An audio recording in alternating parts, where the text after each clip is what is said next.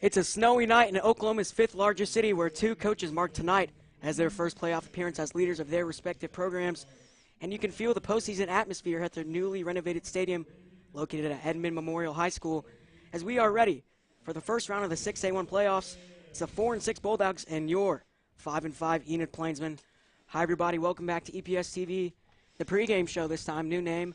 And Hayden, just about 10 minutes ago, some snow came down here at Memorial Stadium. Yeah, it's been a very nice night here as of late. Very cold outside. Obviously started to snow here at around 6:30. It is a playoff atmosphere. The energy is here tonight, and everybody's excited for this playoff game tonight. Yeah, I mean, right before we were up here in the press box, just about, I'd say, 20, 25 minutes ago, we went down on the field to talk to some coaches and players, and we talked to Coach Sears. He said that the locker room is definitely feeling upbeat. We asked him, what's the atmosphere like? And he said it's definitely upbeat. He's very excited himself, too. All these coaches are excited. But I don't think anybody's more excited than Coach Rashawn Woods right now. His first playoff appearance as an Enid head coach. He is going to be very excited tonight. And here's the national anthem, folks.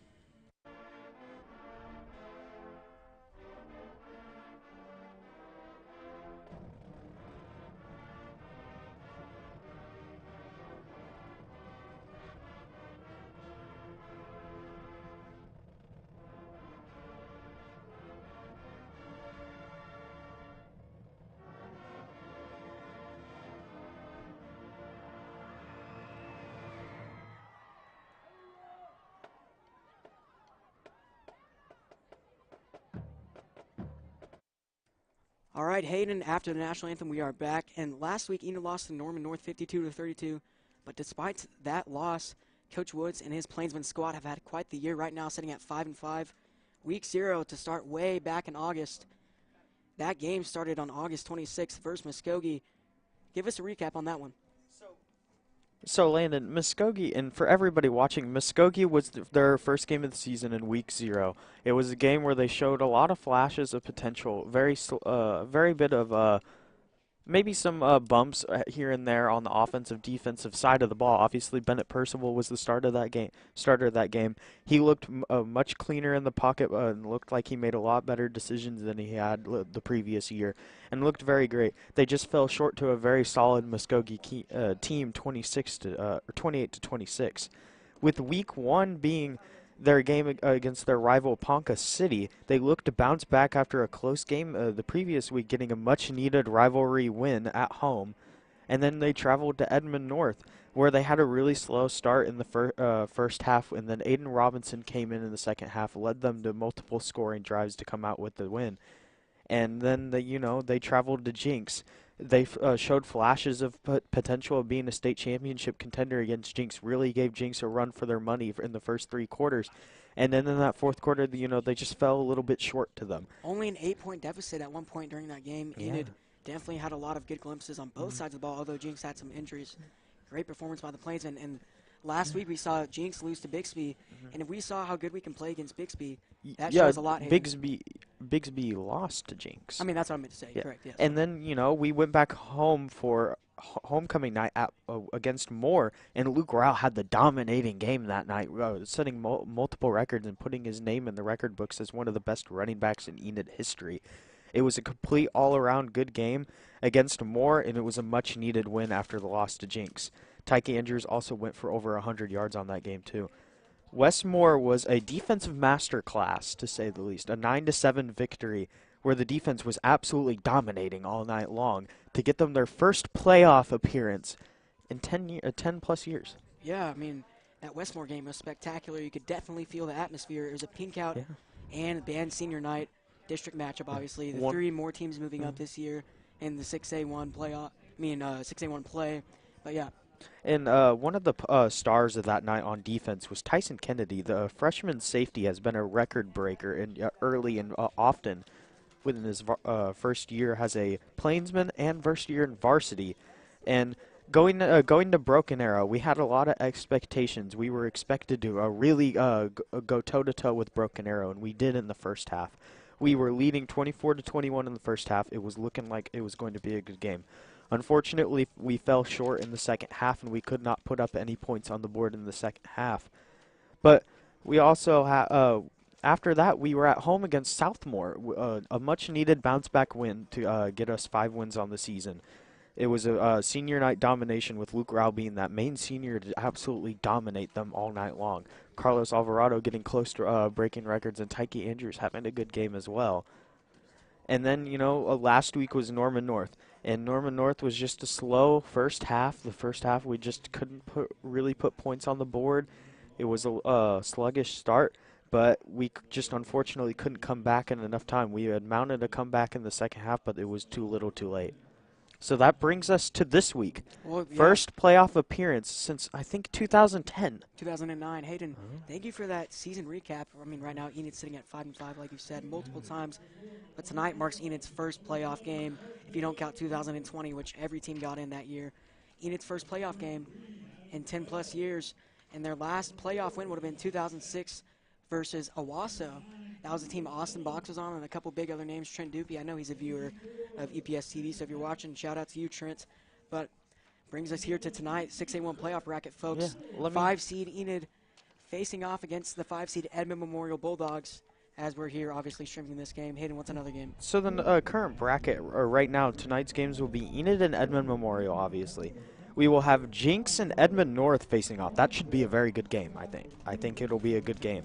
And also, Broken Arrow and Norman will play. That should be another good one. And, folks, keep in mind, each one of these playoff games, obviously this is 6A1, but you have the 6A1, District 1, and the District 2. District 1 and District 2 will face off in the first round and then play the bye team in the second round, which will have home field advantage. Yeah, and the final game that will be played tonight is Owasso and Westmore, so that should be an interesting one. If Enid were to win tonight or Edmond Memorial were to win tonight, they would go travel against the #1 team, Bigsby. And Jinx and Edmond North, the winner of that goes to face Mustang. Broken Arrow and Norman, whoever wins that one, faces Union. Union will be a very interesting team to watch in this playoff bracket. With the final game, Owasso and Westmore, they would travel to Norman North. So should be some really good round 2 games, whoever goes there. I mean, yeah, some of these I could predict, some teams winning, some teams not, but it's going to be really interesting to see what happens. Obviously, the bye teams will have a home field advantage, and then the next round will be neutral site, and then will be the state championship game, I believe, where is that? The Tulsa football stadium for the Tulsa Hurricanes Division I football team. But, I mean, something to keep in mind, folks, is that the last 2 seasons, Jinx has won the 6A1 state championship. And so 2017, it was Owasso versus Union, and Owasso won that one. 2018, Broken Arrow versus Jinx. BA won that. 2019, Owasso gains back, wins it again for the second time in 3 years, and that was against Jinx. And 2020 was Jinx. Same with 2021. So, folks, could Jinx take it home this year again? That's the question. We saw them beat Juggernaut Bixby last week. There's no telling. This is one of the most interesting playoff brackets we've seen in years. Any team could do it.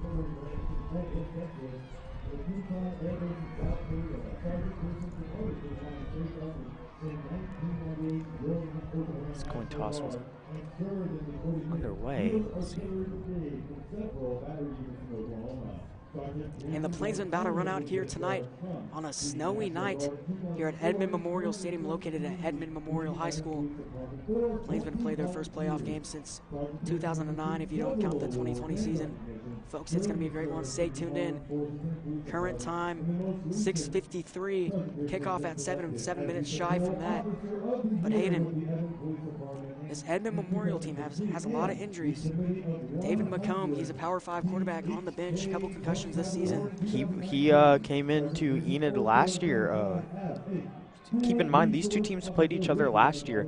Edmond Memorial was on a 19-game losing streak, and they ended up going to Enid and beating them, I believe, 20-14, in a game where he was dominant at the quarterback position. Unfortunately for Edmond Memorial, he's out tonight.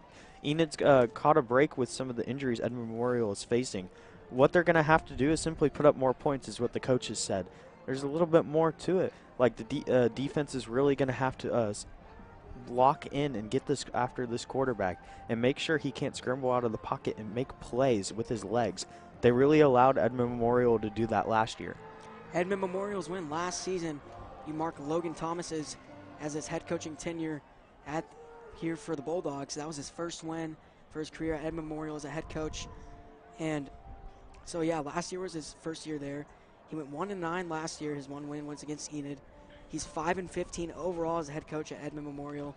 So 4 wins this season. Right now they're sitting at 4-6. And tonight is his first playoff appearance as a head coach. And in 2 years, that's pretty impressive, Hayden. But he was also an assistant here at Edmond Memorial from 2014 to 2017. But yeah, like you said, Markel Johnson, the quarterback for the Bulldogs, he came in, and tonight's going to be his 3rd career start at quarterback. He's going to have to use his legs a lot. It's going to be interesting. Somebody they also have in the backfield, Rhett Winchester, sophomore running back. I know some people from Edmond Memorial High School, whether that's tennis or the golf program, they've been telling me, Rhett, he's pretty good for a sophomore. Enid's definitely going to have to step it up, and I think they can. Last week they really struggled with Norman North against the run, and they did so against Broken Arrow too. They're really going to have to lock in on the run game, especially with quarterbacks. They've allowed quarterbacks to run quite a bit throughout the season. They're really going to have to lock in and stop the run tonight. Something you're going to have to keep in mind too, folks, in the air tonight for the Dogs, you're going to have to keep in mind number 10, Logan Grayson, senior wideout. Their wide receiver 1 is out. Last week he got injured. He had put up phenomenal numbers for the Dogs, and they're going to have to rely on some other guys who will only have a couple touchdowns on the season. As the players will come out of the tunnel hyped up for their first playoff appearance since 2009. The energy is here. You know, the stands for us on the opposition side are quite packed for an away game. Thank you to everybody who showed up to the game to come watch and support the Plainsmen. And anybody who's tuning in, thank you to you too. It's been a great season with you guys. For sure, it has been a great season. I mean, coming into this year, some people, they were saying, oh, Enid, they're not going to do very well. But I believed in our Plainsmen, Hayden. And look where they're at right now, their first playoff appearance in over 10 years. And it's really just spectacular, and the atmosphere can't get any better. It's snowy. We hear the visiting team type video playing, so that's giving me some fuel, but Hayden, it can't get any better than this. It's great to get to call a playoff game. It's great to get to see one even. And, you know, I'm very excited for this game. You and me both have been excited all day long. We've been ready to call this game and ready to see what happens in this battle. For sure, Hayden, for sure.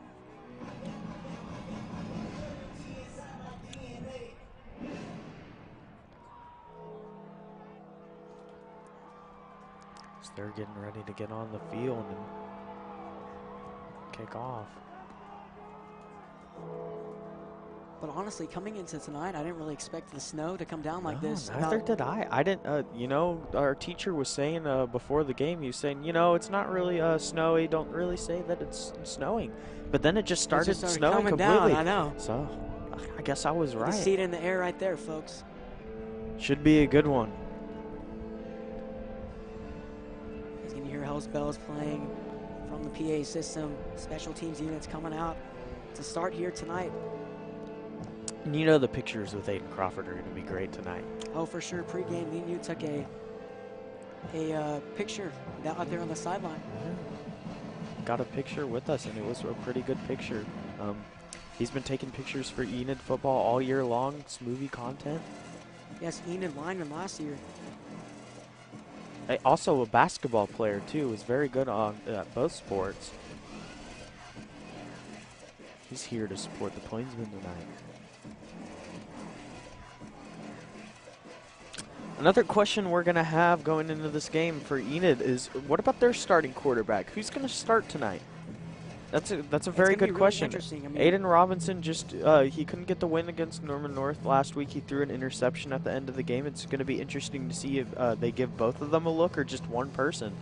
Maybe give Bennett Percival a shot tonight. Yeah, I mean, you know. He was the starter coming into the season, you know, after that game where Aiden Robinson came in and led them to multiple scoring drives to win 34-17. He's gotten playing time ever since and eventually took the starting job. Yeah, I mean, coming into the season, Muskogee, that game, we knew Percival was going to be the starter because he was the starter all of last season. But he didn't have any interceptions going into week 3 after the bye week, but the coaches, I guess they thought he wasn't playing well enough, but Aiden Robinson ended up winning that game as a sophomore for the Plainsmen, and they've been splitting reps since that game up until, what was it, Norman North. He was a starter the whole game. Yeah. So that about 5, 6, 7 weeks of splitting reps until they finally decided Robinson was a full starter last week, so we could see that trend again tonight. They're both warming up on the sideline. It's just a question of who's going to be on the field tonight. You know the man Tyke Andrews coming onto the field. And he's put up spectacular numbers this year. Him Record and Luke breaker. Rao. Both of the seniors absolutely dominant this year. They are the two powerhouses of this football team. They are the guys that will get it done every single time. Both players over 1,500 yards on the season in their category. One's a receiver, one's a running back. You've definitely heard their names as the Plainsmen are out to receive the football to start tonight. 10 seconds kick away. It off in the second half. 10 seconds away from your Enid Plainsmen's first playoff appearance since 2009, as they will receive to start.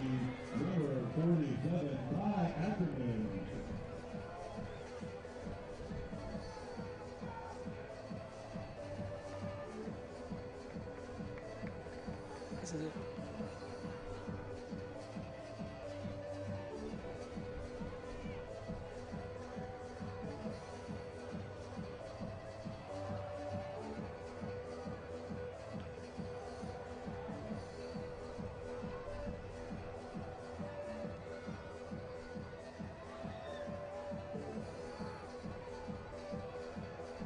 Number 47, Ty Ackerman, to sit it away for the Dogs tonight. Number 1 ranked kicker in Oklahoma, class of 25. And he's had a couple of touchbacks this year. The Edmond Memorial fans will tell you that one. And the Plainsmen. The dangerous man. Yeah, the dangerous man back deep to receive. Tyke Andrews, Plainsmen, looking for their first playoff win since 2006. And he is a bad man when he has the ball in his hands. Enid, Edmond Memorial. And we're underway from Memorial Stadium. And a fair catch at the 23-yard line by the freshman safety, Tyson Kennedy. See if this what this offense can do to start this playoff run. It's going to be interesting to see what they do game plan-wise this week after last week with Norman North. See if they change it up a little bit. They kind of fell away from the run game a little bit. This Edmond Memorial defense likes to send a lot of pressure, but this heavy RPO Plainsman offense, and you know, they're going to have to slow it down a little bit with their pressure, because if they send too much pressure, this offensive line, this Enid offensive line, one of the best in the state. You know, I talked to Mario about it, and he said you got to show them some love. They should get a lot of love for the job they do. First play for the Plainsmen, handoff to the senior running back. Luke Rao gets to the 31. Taken down by number 18, Carson Evans. And he's going to have a big night tonight. He's going to get a lot of carries in this snow game. It's a that's actually a good carry to start the game.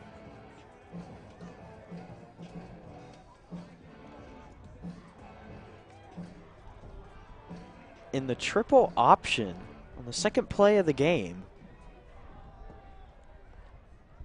From the 31, handoff Luke Rao.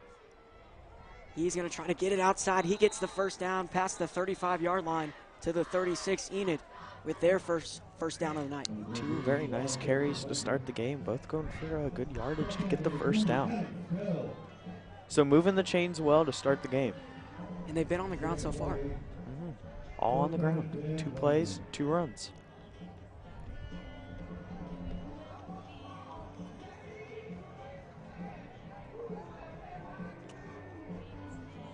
$11:19 on the clock here in the first quarter. 2 to the top. Score Nobody on the 0-0. Enid with the football at the 37-yard line. And Luke Rao again, he finds some space, and he gets taken down at the 42 this time. Good short run to start on first down. It's going to bring up about a second and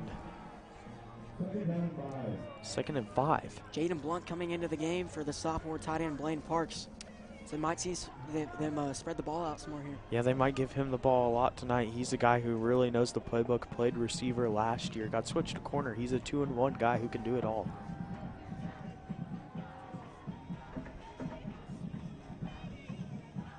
After the 5-yard gain from the 42-yard line, Luke Rao.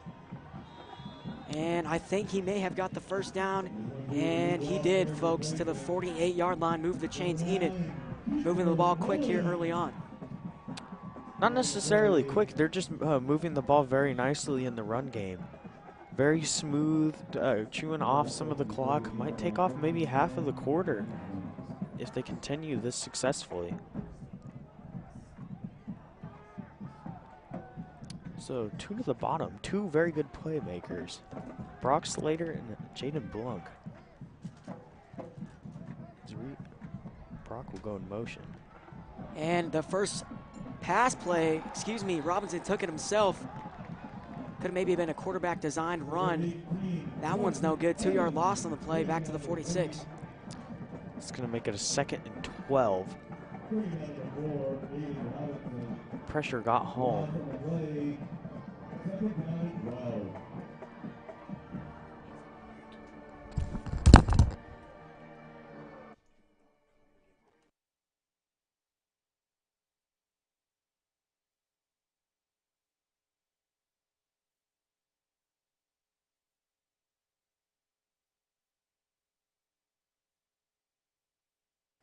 On 2nd down and 12, handoff. Only gets a yard from forward progression. Taken down by a sea of dog defenders to the 49-yard line, 1 yard shy of midfield. 3rd and long coming up. Might have to pass the ball on the down.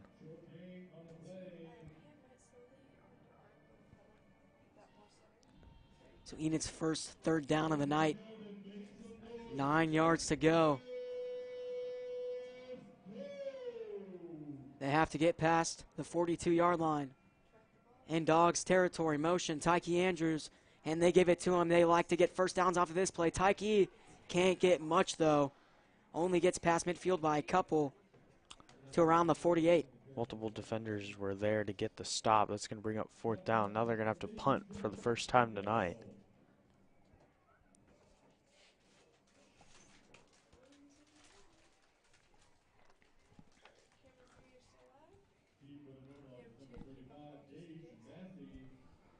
Gage Massey back to receive for the Dogs. And a punt. Aiden Robinson hits the ground, picks it up, sends it high, fair catch at the 16-yard line, and the Bulldogs are going to set up for offense for the first time tonight. Defense is going to come out looking to bounce back after last week's game against Norman North. Struggled against the run. I think they're really going to zero in on the run tonight. So last year, Hayden, Edmond Memorial Football Program, Mark Hill Johnson, the quarterback tonight for the Dogs, was supposed to be the starter last year until freshman David McComb of last year moved in, and Mark Hill Johnson got his spot taken, just played linebacker last year. But week 8 of this year, McComb got injured, and now Johnson's in at quarterback for his 3rd career start in the playoffs. Yeah, he's really going to get a chance to prove why he should have been the starting quarterback tonight in a playoff game. And he's going to take it himself for their first offensive play, and he'll get about 5 on that one past the 20. And just like we talked about, they're going to run the ball a lot with their quarterback. They do quarterback designs, quarterback draws, and this Plainsmen defense is really going to have to stop that if they want to win this game tonight.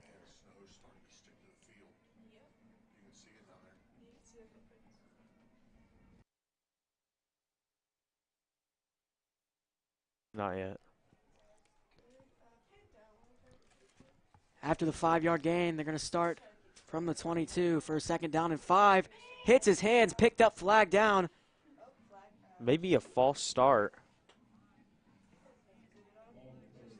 Let's see what the ref He wasn't has ready for said. the snap.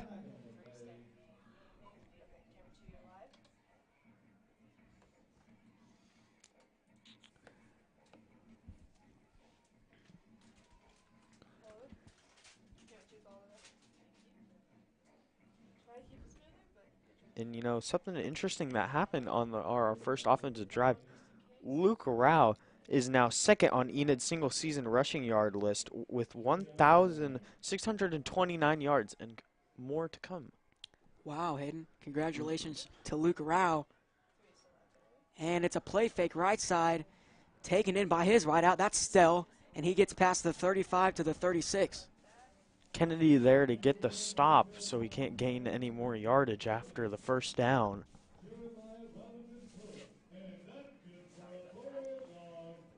They were able to set up a screen, get the first down out of it.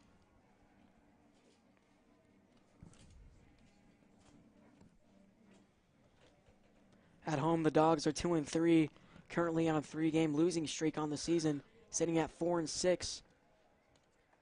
3-4 in district play in 6A1 District 2. No tailback with Johnson. He takes it himself, goes up the middle, finds a hole, and one man to beat.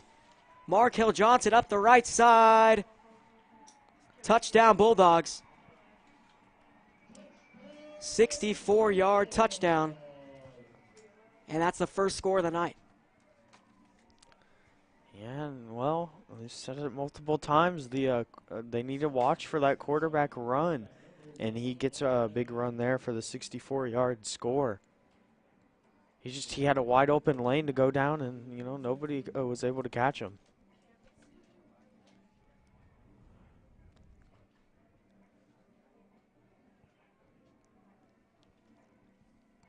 (6-0) is the score here in the first quarter. 7:08 on the clock. Both teams sitting at 3 timeouts here in the first round of playoff play. It's the Edmond Memorial Bulldogs first versus your Enid Plainsmen.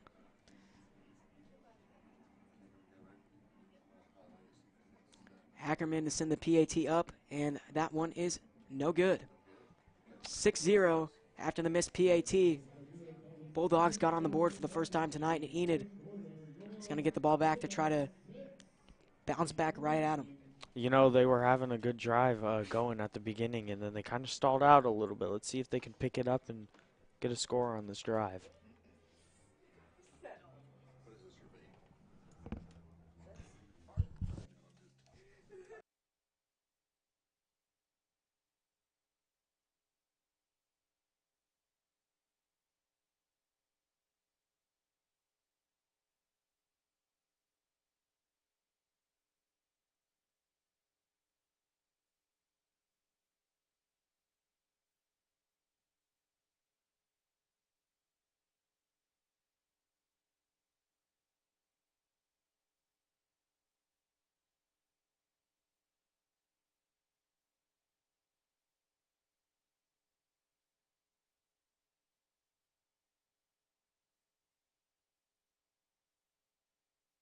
Ackerman to send it off for the Bulldogs.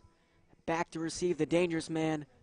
Number 9, Tyke Andrews, 1,500 yards plus on the season receiving, and he's yet to take one back. See if he can get some touches on offense when they get on the field. He's somebody who usually gets a ton of touches, but he hasn't had any tonight on their first drive.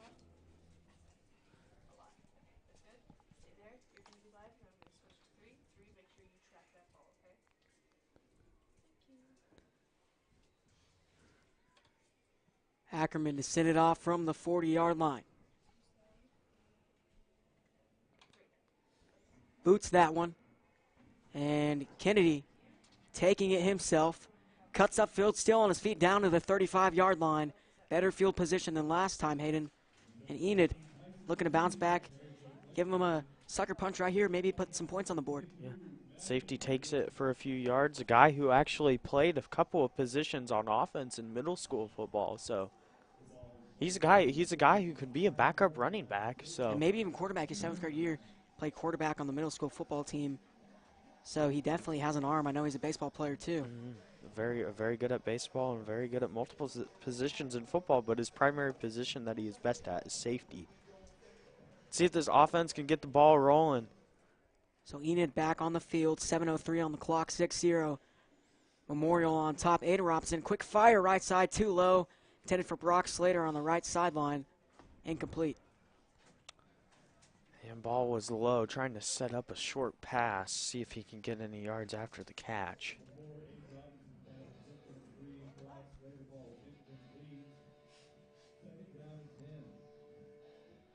See what they do on second down.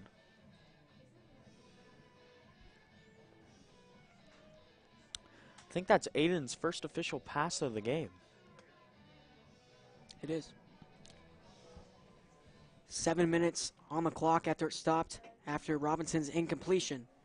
Handoff, Luke Rowell on second down, and he's going to get to the 39-yard line.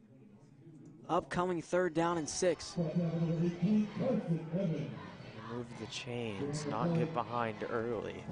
done that the last few games, getting behind early and just not being able to mount a comeback in enough time.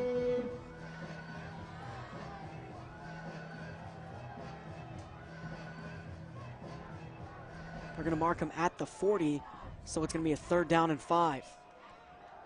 RPO taking in Brock Slater. He had a big touchdown last week. He's going to be about 1 yard shy of that 1st down marker. So I wouldn't be surprised if Enid went for it right here. And with the coach that they have, I can see them going for it. Subbing in a few players, it looks like they're going to punt.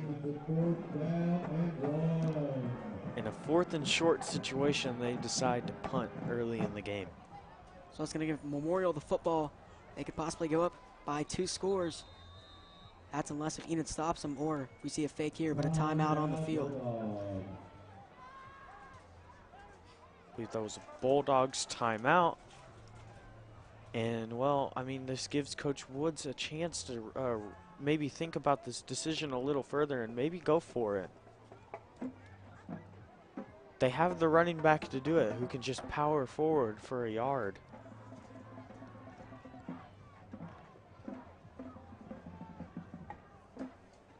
Imagine they could at least try or think about it. Yeah, I mean, we've seen them go for it on 4th and short a lot, but it is pretty early, 5:54 on the clock, so they could just end up sending this one away and relying on their defense. Yeah, but you don't also think about it. You're completely right. It'd be the safe decision to punt the ball, but you could go for it and have that chance of not going down 2 scores early in the game. They're going to decide to punt. And Memorial doesn't have a man deep to receive the football. And it's a trick formation, but Memorial was ready.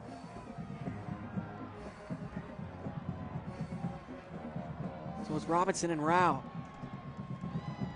From the 45, and he gets the 1st down. I don't know why Memorial looked like they were celebrating. They try to point the other way, but that's a 1st down for the Plainsmen to the 47-yard line. Enid moves the chains 3 yards shy of midfield. I love the decision to do that and get the 1st down on 4th down. Very great call to keep possession of the ball. Smart decisions early. Hopefully it'll pay off.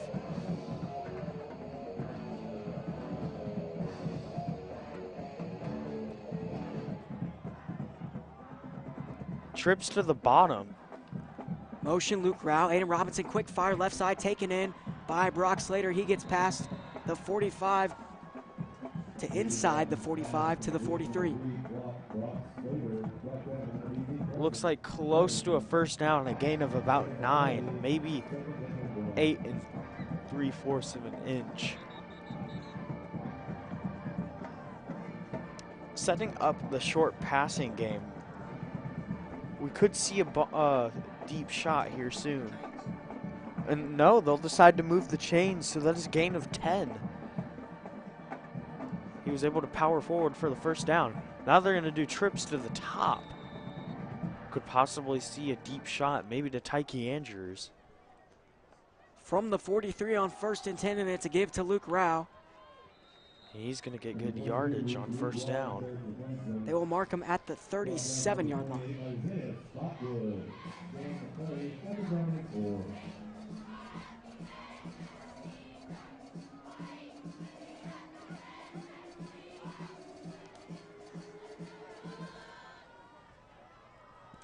Second and 4 from the 37-yard line. Aiden Robinson taking it himself. Needs to let it go, but he stays on his feet. Gets back to the line of scrimmage. And a 1 or 2 yard gain on the play.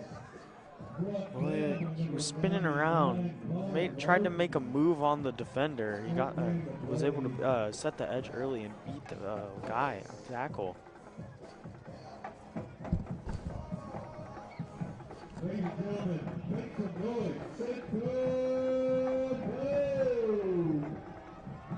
Twin set. Flag down. Looks like it'll be on Enid. If it's on Enid, it'll push it back to a 3rd and 7, and it is.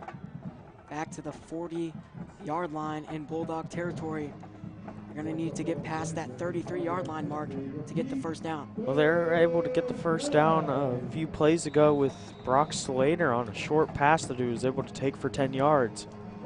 On a twin set, it looks like they could possibly do that. Let's see what they do. 4 minutes on the clock and running, 3rd down and 7 from the 40. Brady Condor taking it. He has some speed and he gets to the 35-yard line, 4th and short.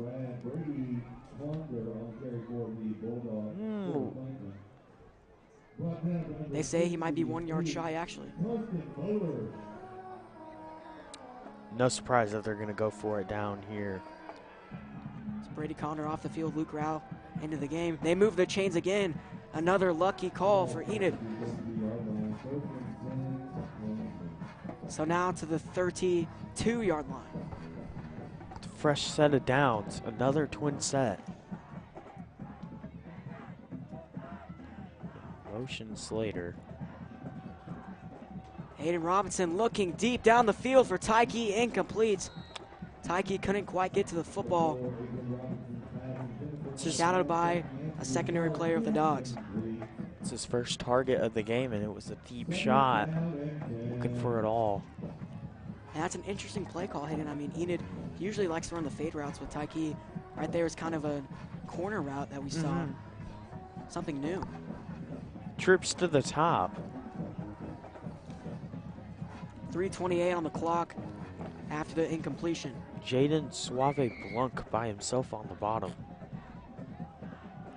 On 2nd down, Luke Rao. Stiff arm dragging him down to the 24-yard line. Still no first down. He's about a yard or two shy. So another 3rd down on the drive. They've been able to move the chains on 3rd downs. Similar formation to last play, if not the same exact formation. Clock running and it hits 3 minutes. At the 24-yard line. 4 yards shy of the red zone. Luke Rao has it. He's heading towards the end zone. Touchdown, Enid. And the defender decided to try to blitz, and they make him pay for it. He was able to go right up the middle for the score. Enid gets on the board for the first time tonight. 24-yard score on the play for Luke Rao, his first touchdown of the night. Here in the playoffs, too. Enid knocking on the door. 6-all is the score here in the first quarter with 2:49 on the clock. And a PAT for Daniel Real. The real deal. See if he can put the Plainsmen up by 1 right here, Hayden. Hear that Plainsman swag song. Across the field, kick is up, and it is good. Dabs up Mason Benton after making the extra point. So now we're going to have a 1-point lead, 7-6, folks. 2:49 in the first quarter. Daniel Real in the regular season, 99 on field goal attempts. He was perfect, 100%. Long of 41 yards, and 24 of 26 on extra point attempts. That's 92%. And right there, he just put it to 25 to 27, putting that percentage up just a little bit. But he's definitely been the real deal, Hayden. He really has been. An almost perfect kicker. Able to get the extra point to get the 1-point lead. So the Bulldog offense going to be coming onto the field here shortly. And last drive, we had a long touchdown run of 64 yards by the quarterback, Markel Johnson, And the on his decision, 3rd career start tonight. and the decision to go for it on 4th down pays off for the Plainsmen. Keeping the ball away from Edmond Memorial's offense, giving the defense enough time to get a break. I mean, we've seen that trend a lot, Hayden. Enid likes to play, I guess you could call it keep away. They like to keep the ball as long as they can. That drive was about 5+ minutes right there. And they like to play keep it away from every offense pretty much this season. And it's a high lob kick. I guess you could call it an onside, but who has the football? And it is Edmond Memorial football at the 42-yard line. Enid nearly got the ball back in good territory.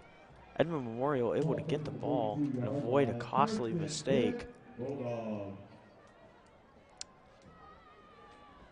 Defense looking to take care of business.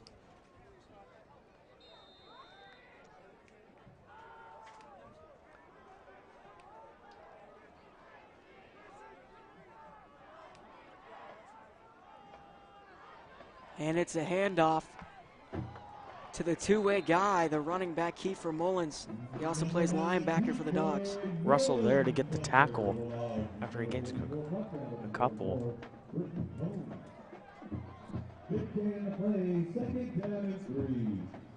Second and 3, so a 7-yard gain to be exact. Ball at midfield for the Bulldogs here. Memorial trailing by 1 point here in the first quarter, 2:06 on the clock running. And Markel Johnson gonna try to take it himself, and he gets dragged down quick. And the big guy, Omar Pinate, gets there. And he stays at the line of scrimmage, Enid, for a 3rd down and short at midfield. And they do try the quarterback keeper again. They've had success with it. And Omar Pinate is there to swallow him up and get the big play. It's gonna bring up a 3rd down. They're actually going to say you got a 1-yard gain, so it's going to be a 3rd down and 1. Clock still running, 1:35 right now. And the senior defensive lineman, one of the captains of this defense, he's been a monster all year long in the trenches. Biggest 3rd down so far. Johnson going to take it himself, and he's going to get dragged down behind the line of scrimmage to the 48-yard line. Taken down, and that's a 4th down for the Bulldogs. But a flag down on the play. Let's see who the flag is on.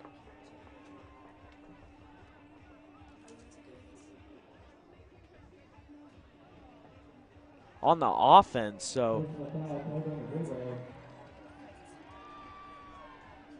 they'll repeat 3rd down.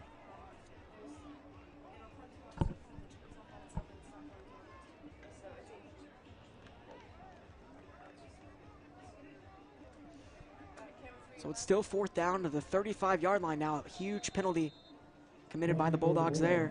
So Enid gonna receive right here. Tyke Andrews back to receive around the 30, 35-yard line for the Plainsmen. Excuse me, they won't repeat 3rd down. I was wrong. Clock ticking, a minute left. Ackerman kicking, and that one's gonna go down to the 15-yard line. Enid gonna start at offense with 51 seconds on the clock here in the first quarter. Looking to extend the lead on this offensive drive. 85 yards to pay dirt. See what they can do.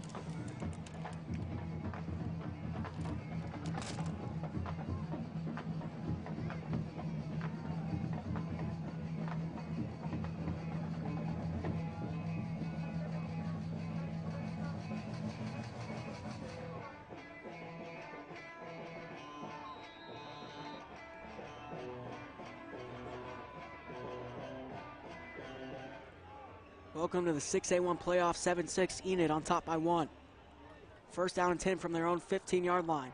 And Aiden Robinson, quick fire, left side, taken in. And that one by Jenny Block makes a, Brock Slater makes a quick move to the 20-yard line, 5-yard gain on the play. Nasty move by Brock Slater. Lamar Jackson type play back when he was in high school. I definitely know what you're talking about right there, Aiden. The highlight that's one of the most popular highlights in football history. And Brock Slater just made it look easy.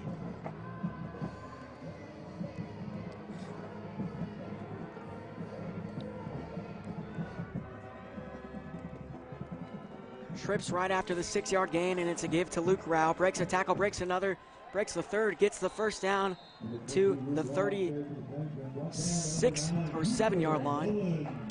Plainsmen offense rolling after a great first down or run to get the 1st down by Luke Rao. They're going to mark him at the 38, 2 seconds on the clock, and that's the end of the first quarter. Enid on top by 1 here at Memorial Stadium in the first round of the 6A1 playoffs. 6A1 Plainsmen versus the 6A2 Dogs. Hayden, what are your thoughts? Well, this is a great first quarter for Enid. After the offensive drive where they could not move the ball after a couple plays, they end up going in on fourth down on their next drive, and it ends up paying off as they go down the field a couple plays later for the touchdown to get the 7-6 lead. After Edmond Memorial missed their PAT on their scoring drive. I mean, it was just a small mistake made by the Plainsmen, but we know we can get them back next time after that long 64-yard touchdown run. They definitely by have Johnson. They definitely have zeroed in on the run on I mean, we saw the big stop on third down, and then the flag was thrown. We got the football, and here we are. Moving the ball well to begin this drive. For a chance to go to Bigsby next week. Yes, to Bixby next week. That should be a good one if we do make it. Whoever makes it will get. Whoever makes it, it'll be a good game regardless. And shout out to Brian Hacker, folks. He was a substitute, teacher for Mr. Baker's class. I saw him today and I talked to him and he said, hey, give me a shout out. So there you go.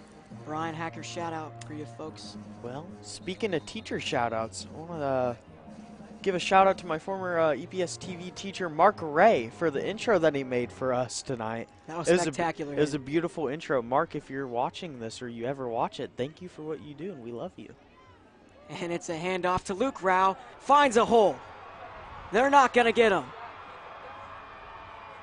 67 yards, touchdown. Luke Rao taking it in. On the first play of the second quarter, Enid goes up 13-6. Electrifying. I think he might be at 100 yards on the night already. That's just a run up the middle that just nobody can catch him. He dusted everybody. We saw a similar play like that against Edmond North there in about week 3, week 4.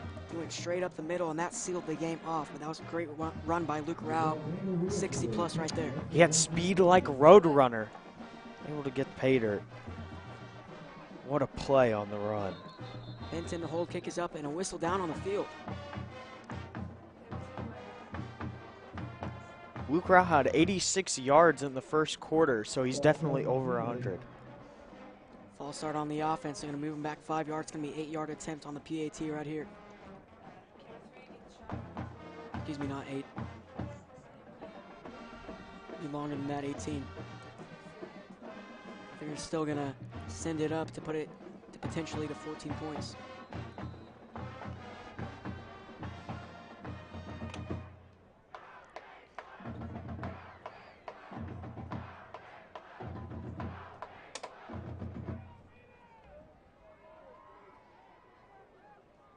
Benton to hold, Real to send it up. May have been tipped, but it's still good. Enid on top by 8 here in the second quarter. First play of this quarter, Luke Rao, the 60+ yard touchdown, 11:51 on the clock. Taking the 14-6 lead, 8-point lead. Good start for the Plainsmen.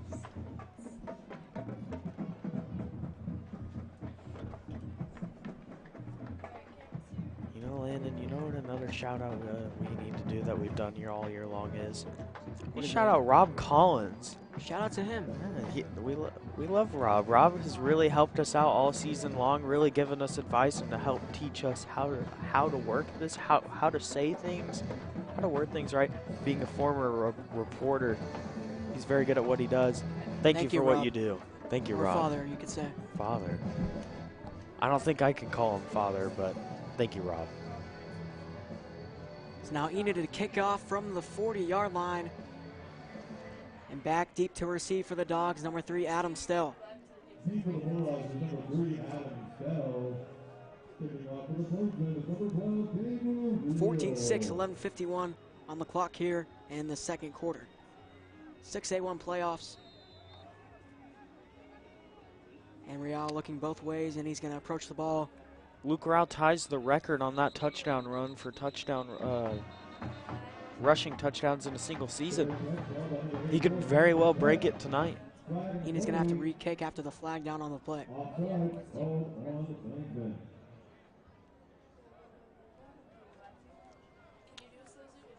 Very good start for Luke Rao, 153 yards on the ground. Real set to kick off. after the penalty.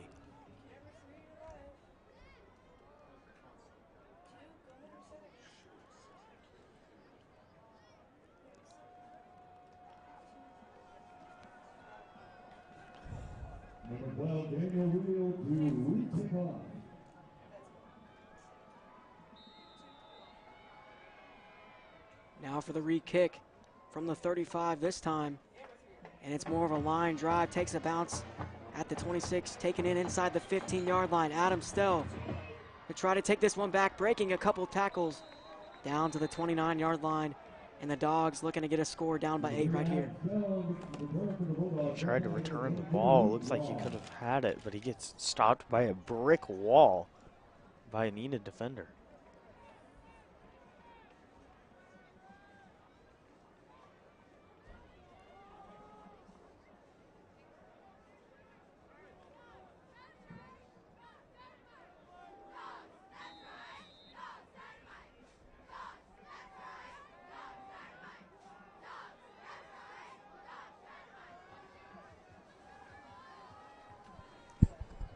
Johnson handoff to Winchester going to the left side, and he gets shut down of bounds. Devin Gaines on the push, but the tackle, junior linebacker Britton Combs, he's had a couple invites to some camps and some All-American games.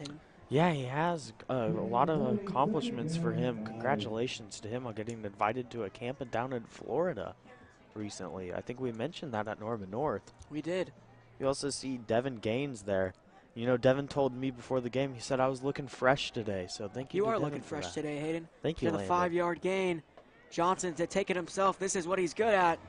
Trying to run a man over, but guess who got there? Britton Combs again.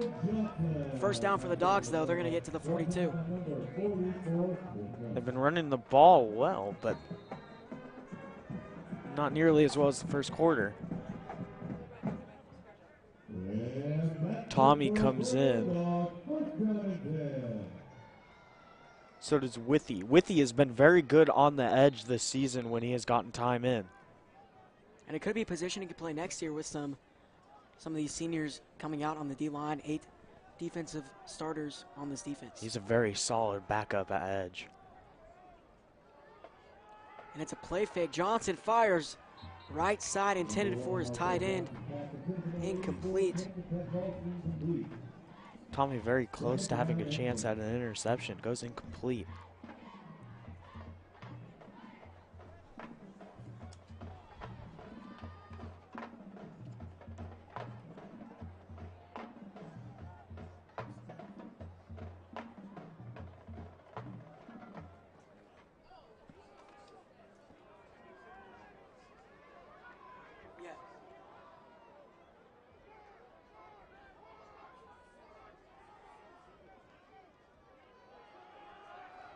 And it's a handoff to Winchester past midfield to around 49 or 48-yard line.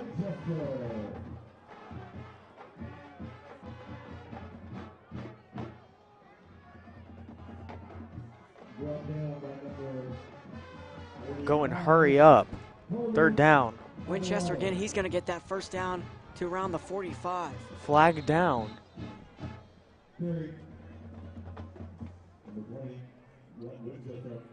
See what they saw in the pile of players. Not necessarily a pile, a group of players.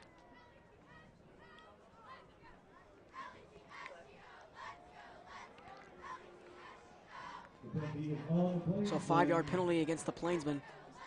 Move the Dogs to the 39-yard line from the right hash, deeper, 39-yard line, deeper into Enid territory. Looking to possibly tie this game up, trailing by 8 points here with 10:44 on the clock in the first half. You've got a point. They could go for 2 if they ended up scoring. Let's hope that the Plainsmen stop them from scoring. We know they can do it. They average 28 points per game. Flea flicker, Johnson going deep. On the coverage, Lewis Jr. taken in inside the 15. Looks like Eric Lewis was there in position to make the interception, but big play for Edmond Memorial on the flea flicker. Trickery by the Edmond Memorial Dogs. Kieran Padula on the reception, getting them inside the 15 to the 12 in the red zone now, setting up for a first down and 10. And down in Broken Arrow. Broken Arrow and Norman. Broken Arrow is up to a 20-6 lead early.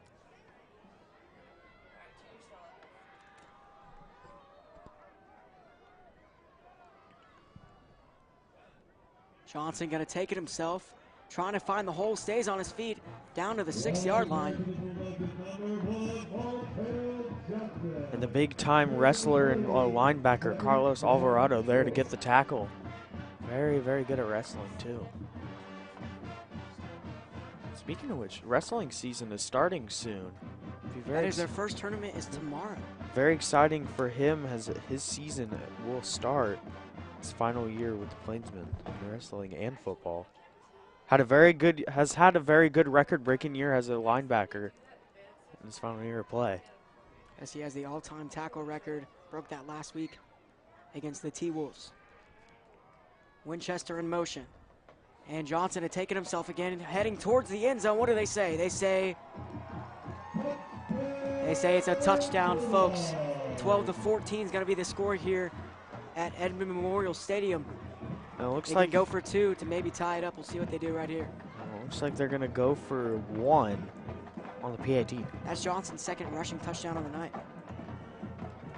9:11 to go. Looking to make it a 1-point game.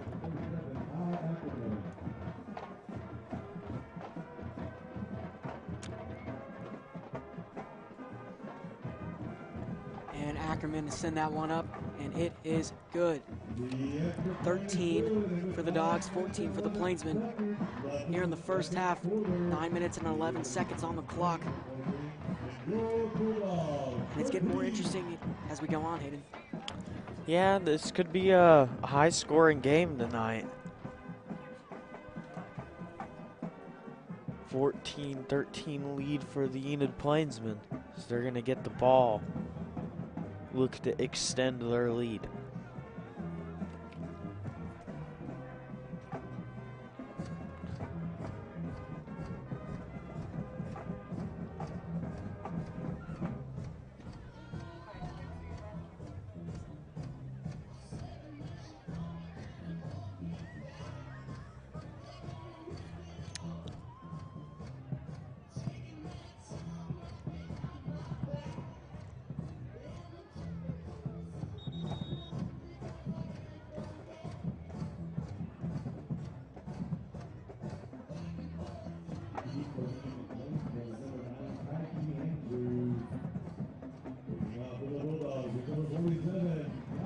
Johnson's second rushing touchdown of the night puts the score to 13 points for the Dogs, trailing by 1 here in the second quarter, 9 minutes and 11 seconds on the clock. And now Ackerman to send it away for Edmond Memorial for their first playoff game in a while. 2014 to be exact. And back deep to receive, Tyke Andrews.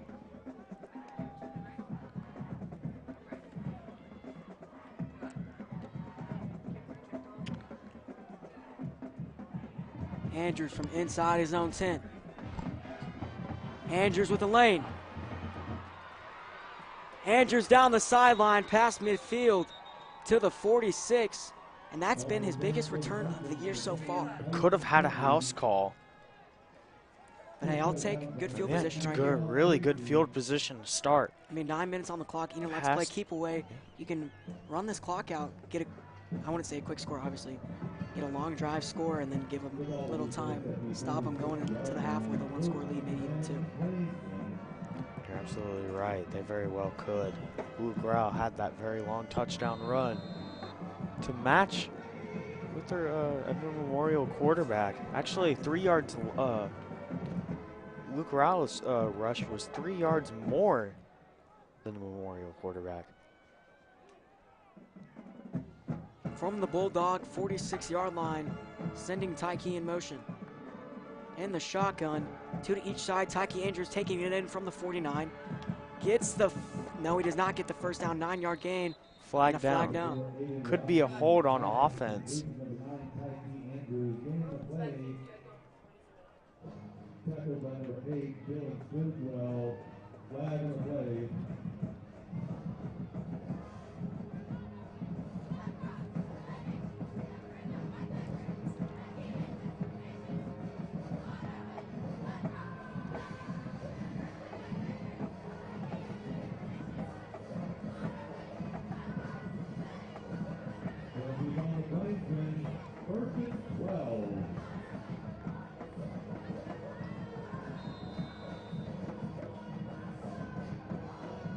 after the penalty flag. It's going to be replay of first down at the 48-yard line, still in Bulldog territory, first down and 12. Staying with the two wide receiver set to both sides. This time it's a motion for Brock Slater. So it's going to be trips right. Snap handoff, Luke Rao heads forward, gets past the original line of scrimmage to the 45-yard line. Tried to bulldoze his way forward. Doesn't get much on it. The first down run after the penalty. We'll bring up second down.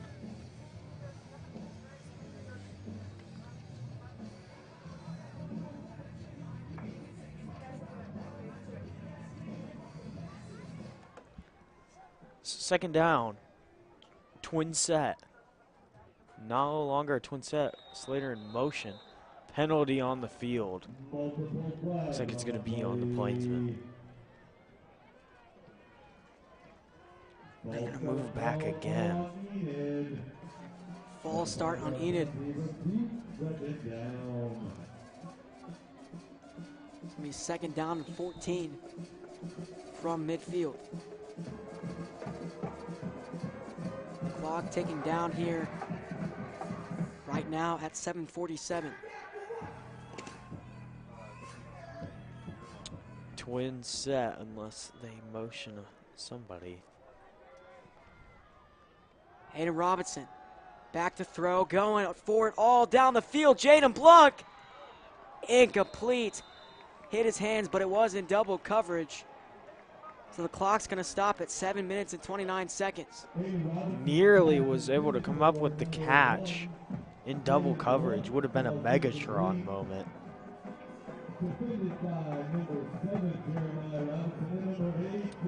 Targeting the 2-and-1 man, Jaden Blanc. Now it's third down. Dylan Stidwell there for Memorial to make the play.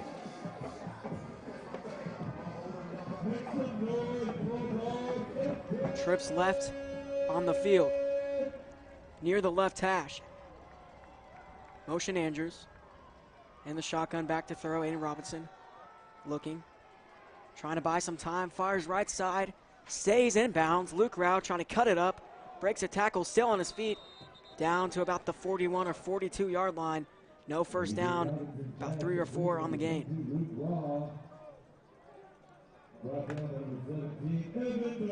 It's going to be fourth down in 4-down territory. And they give him a couple of yards, but it looks like Enid's going to send their punt team out.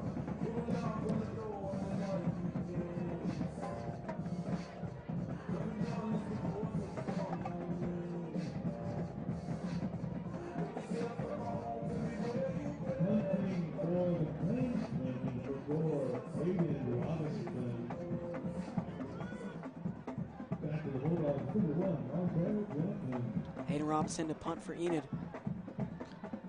on 4th down and 5 from the 41. Still in dog territory, so maybe they can get a lucky bounce, and they will, to around the 11 or 12-yard line. Bulldogs are going to set up, backed up to their own end zone. Takes an Enid bounce.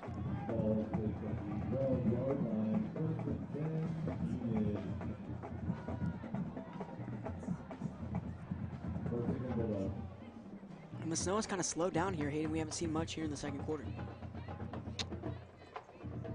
Yeah, the snow was sticking to the ground for a bit. Not snowing much anymore. Just a cold night now. That's for sure. That's going to be a first down and 10 for the Bulldogs at their own 12-yard line. 13-14, Enid on top by 1. Play fake. Markel Johnson looking, and he's going to use his feet, slides down inside the 20-yard line, upcoming second down and 5.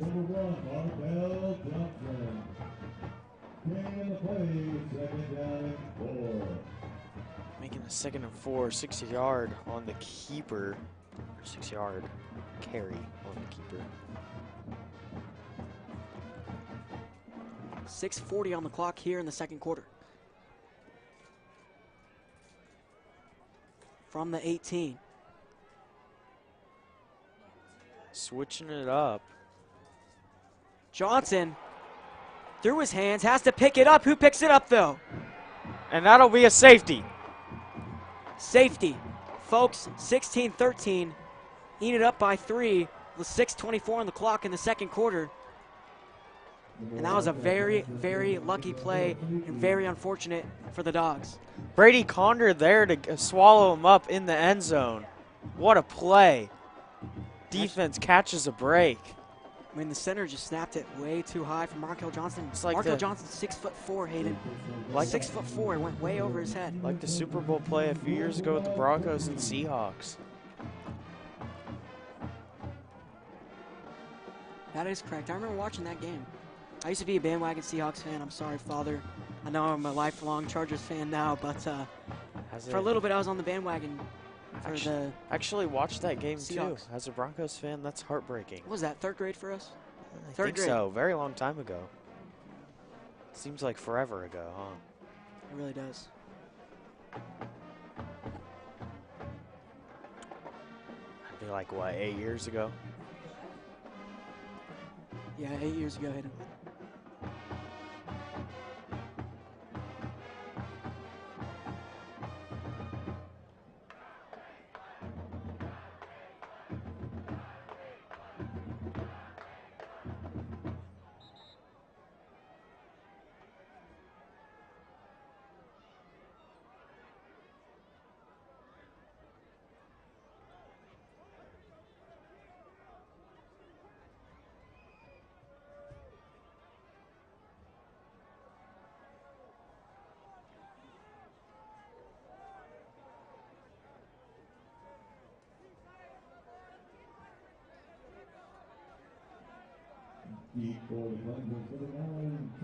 Here in the first round of the 6A1 playoff, 6:24 on the clock after the safety. Enid on top by 3 points.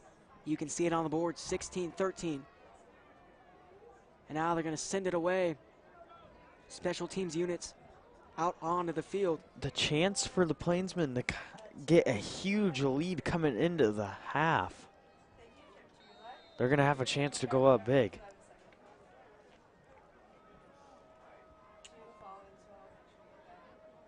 You could possibly go up 10.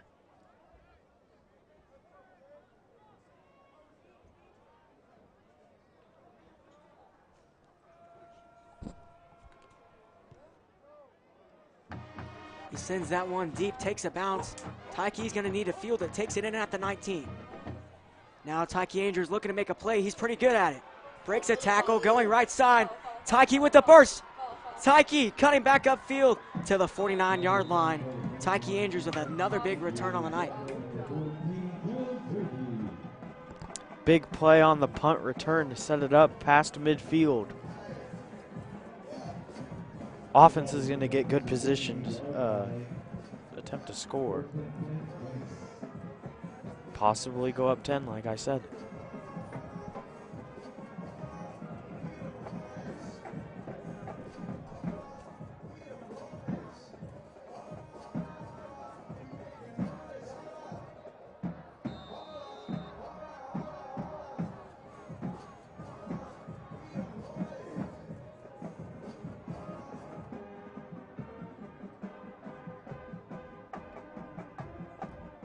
On 1st and 10 from the 48.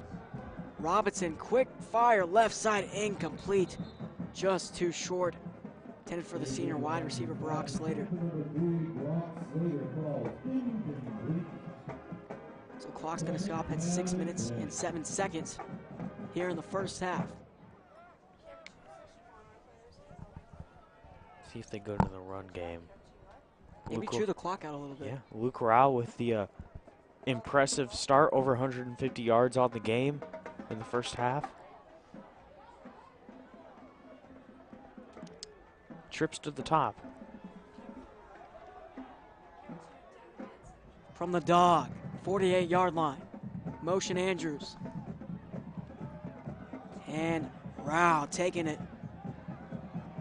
Gets maybe a 1-yard gain and a flag down at midfield after the play.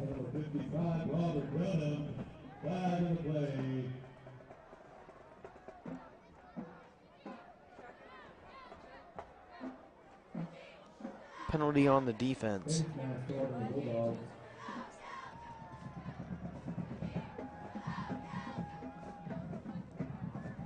Ball's going to move forward.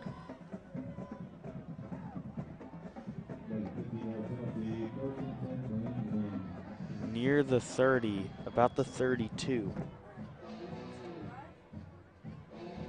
So something we haven't really mentioned, Dylan Nelson out tonight from the right guard position. So to take his spot, Jarrett Russell, and Jarrett Russell was the left tackle starting the season, but it's a handoff. Luke Rouse stays on his feet. Stiff arm, Heisman move, headed towards the end zone, touchdown. Wow. He's going to be playing on Saturdays, Landon. What a play on the run. Beast mode. Most importantly, the touchdown could go up by 10 points, potentially right here with 5:51 on the clock in the first half. You know, it says beware of the dog, but I'd be, I think that might Beware be talking about Luke Rao. Beware of the lion. Luke Lion, folks. Double deuce with the dominating run. And the PAT is blocked. It's his third miss on point after attempts on the year. So that's going to put the score to 22-13.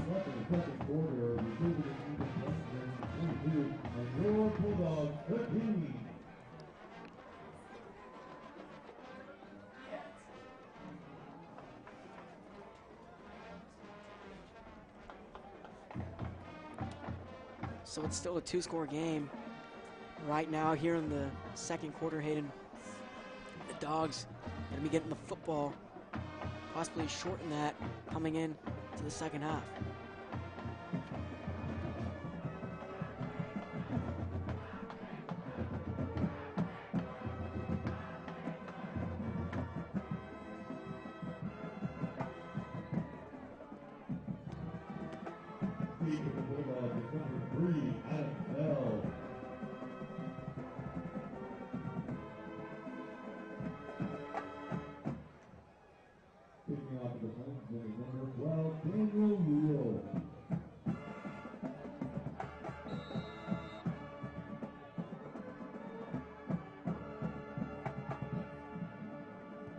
Real has sent it from the 40. Still taking it in from inside his own 10. And he's not going to get much to around the 20-yard line. Enid back on defense, pumped up and looking for another stop here in the first round of the 6A1 playoffs. 22-13. If they can get the stop and get the ball back in good time, there's a possibility they could go up even more coming into the half. This is an excellent display of football by the Plainsmen in the first half. And folks, Luke Rao is now Enid's single-season rushing touchdown record holder with 19 touchdowns. And it's a handoff to the running back, Kiefer.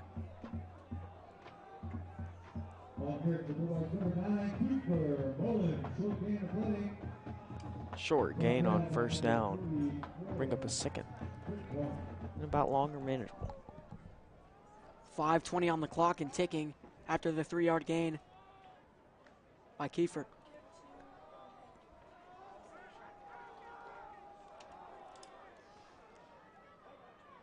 Johnson muffs it again. Who picks it up? It looks to be Edmond Memorial, but inside their own 15-yard line. And high stepping right there is Drayden Russell, hyping up the visiting crowd. Nearly had the ball on mistakes twice. Able to get the play. Here, Coach Condor, very excited right now. Oh yeah, for sure, Hayden, for sure. He's going to spot the ball at the 14-yard line. Backed up to their own end zone, and what happened last time they're in this situation, Hayden? Oh, the safety. Let's see if they can do it again. 9-point lead for Enid.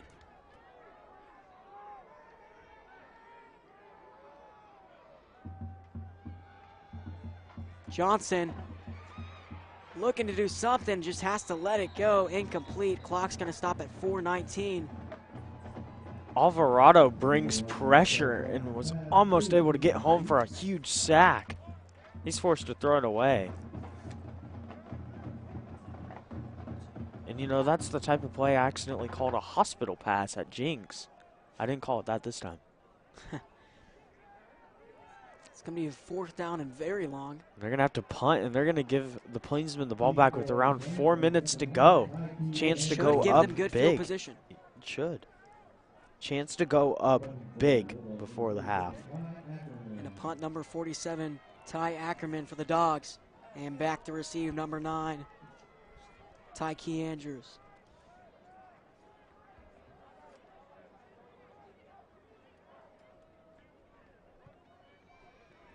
Ackerman boots this one.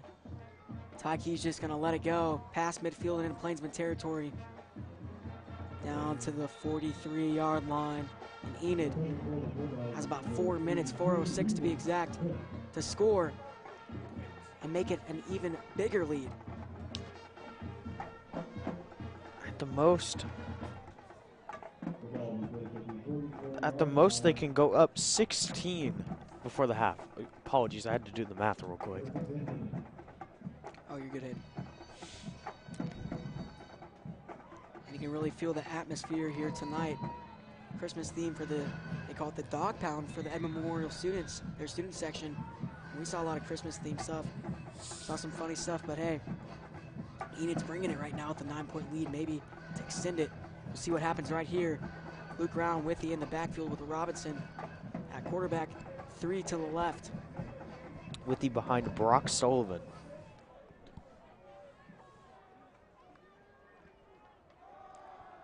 It's a give to Luke Rao on 1st down.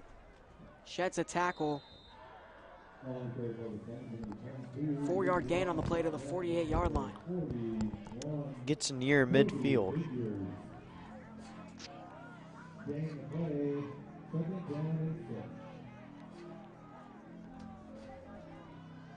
And you know, this is the start that you want to see for the Plainsmen. The last couple games that they've lost, they just haven't been able to start hot. The only game that they really started strong in was Broken Arrow, and that's when the second half they couldn't put any points on the board. Really nice to see this happen in the first Quick half. fire, Tyke Andrews taking it in, and he's trying to shed a couple tackles, and he won't get much. About a 3-yard gain on the play, an upcoming 3rd down and short from the 48-yard line. Clock ticking, around 3 minutes to go in the half. 3rd down coming up.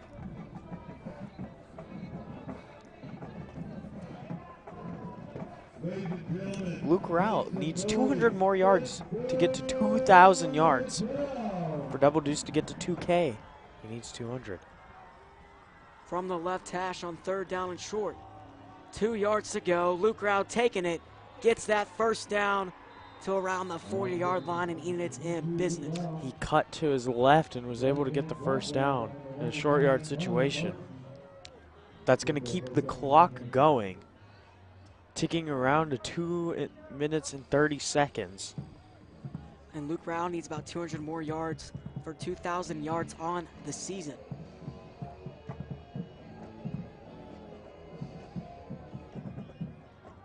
Sorry, Hayden, I did not realize you just said that. I was looking at my phone at the update sent by the sports editor, but it's a pass play.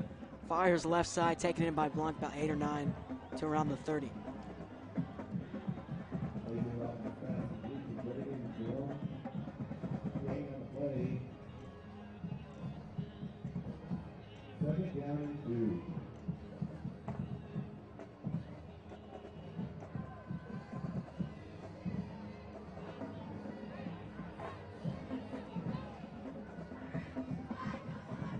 Ball on the 32-yard line, 12 yards shy of the red zone. Twin set. Aiden Robinson back to throw. Pressure gets to him, and a sack by their quarterback, who also plays middle linebacker, Markel Johnson, taking him down at the 41-yard line. Oh, he got hit hard on the sack. Quarterback to quarterback.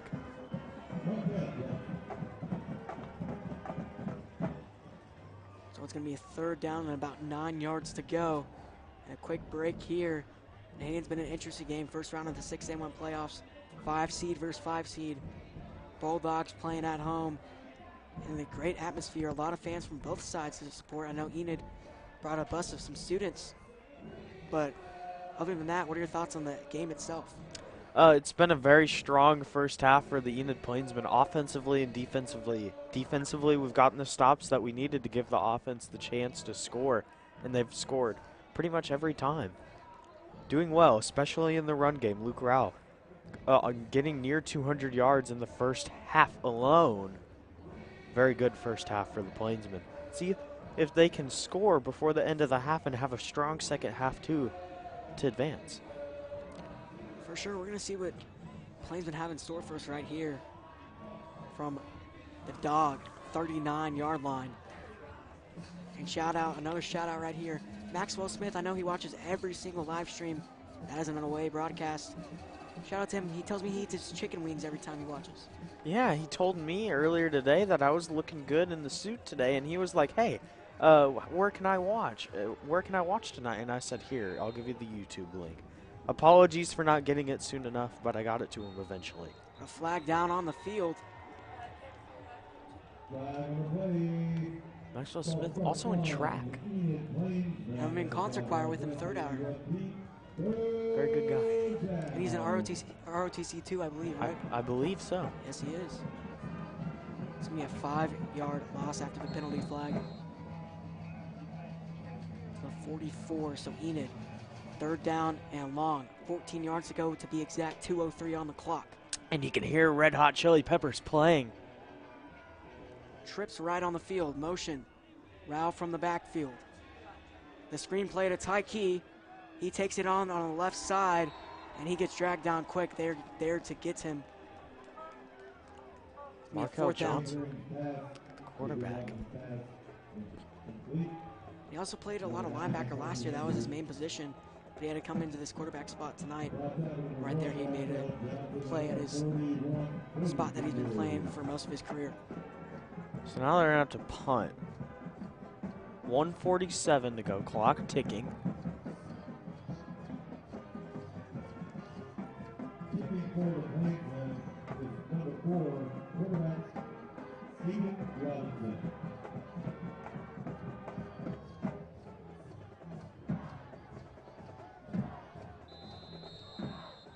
And it looks to be a delay of game on the field.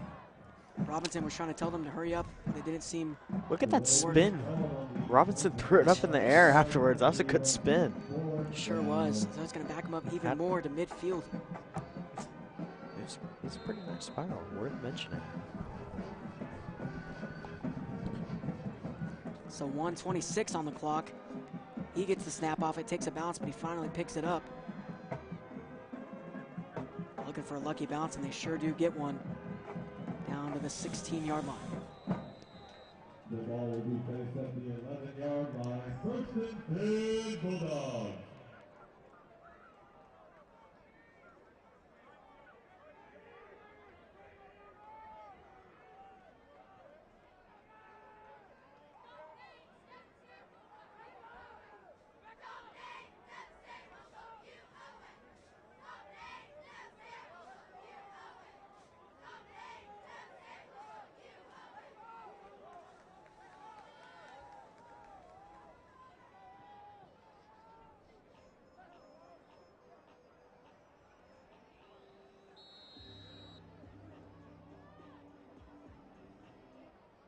They're going to put the ball to the 11-yard line after the spot. I was 5 yards wrong. Excuse me, folks.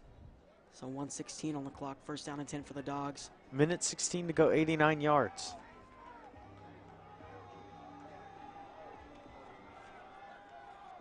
See if Johnson has anything for his offense. But it's a pass play. Open downfield, taken in. And Blanc trying to drag him down. But taken down near the 45, past midfield. Bulldogs might get a quick score right here. Huge play for the Dogs.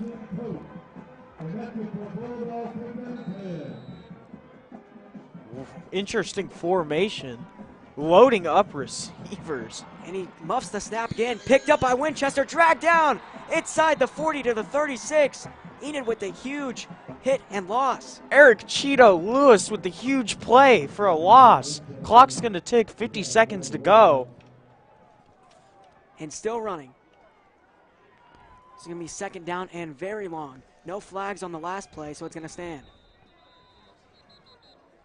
The ball is placed at the 38-yard line. Timeout, Bulldogs. Timeout taken by, I believe, the Plainsmen. Bulldogs.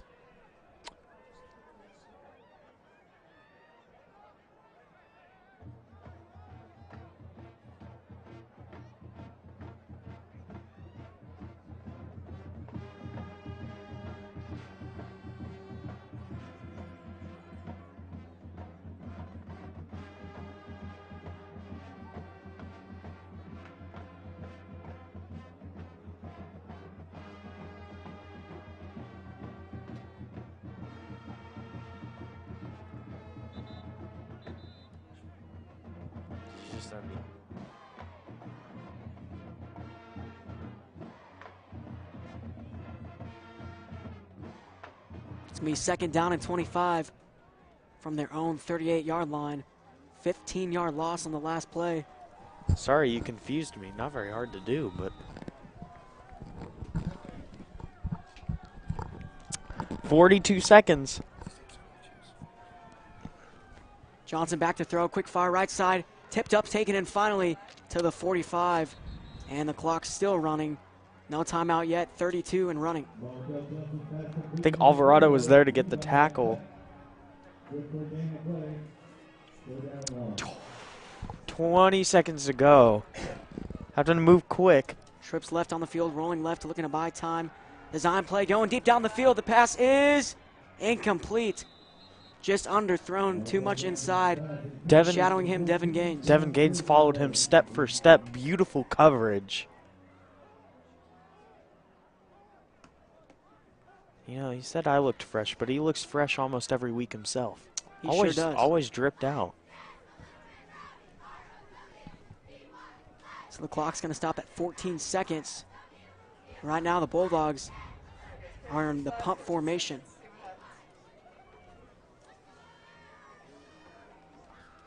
.14 seconds to go. Triple option, or no, punt formation. High spiral, takes a bounce at the 32 and picked up by Wiggins. Breaks a tackle up the sideline and out of bounds at the 40. And that's the end of the first half, folks. Right now, 22-13, Enid on top. I didn't expect a big return to be by Zane Wiggins, but what a play to get it to midfield. But the clock is going to reach 0. Penalty markers. We're going to see what the penalty is right here by Mr. Head Ref. Oh, Mr. Head Ref. We have the name somewhere, don't we? Let me pull it up right here, Hayden. Andy Turner, head referee of the game tonight. Mr. Referee Andy Turner going to give us the call. No.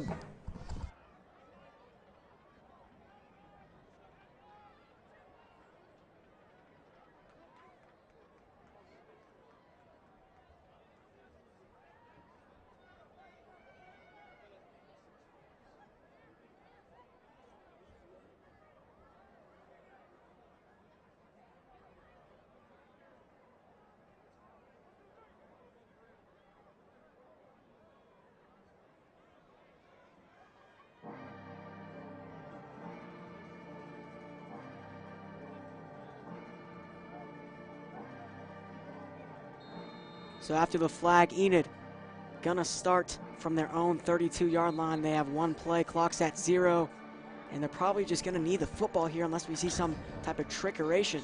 We saw it against Ponca City where at the end of the game, Bennett Percival just threw it up to Tyke Andrews for a touchdown. They could do it again. But it looks like they'll be in kneel formation.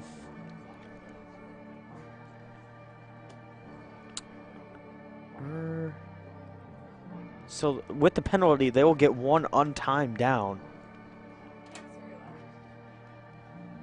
So they'll probably just kneel it.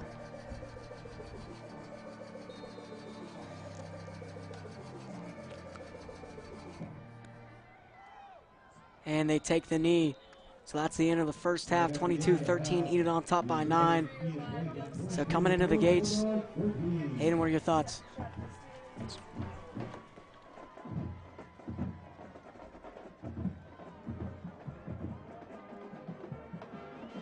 So, Enid, the first half, very strong offensive defensively, scoring 22 points, being able to hold this Edmond Memorial offense to 6 points after the huge 64-yard scamper by Markel Johnson.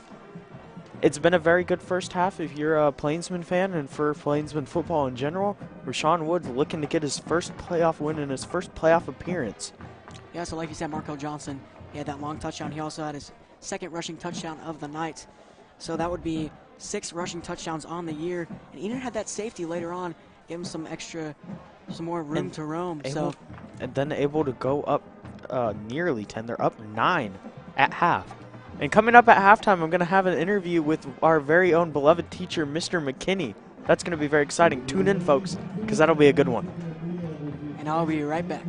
Go Big Blue.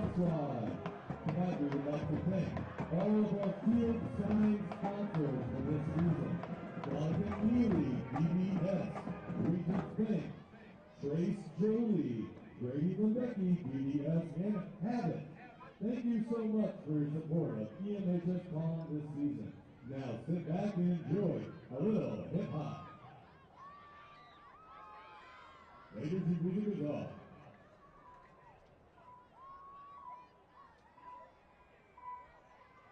Straight up, let's do it.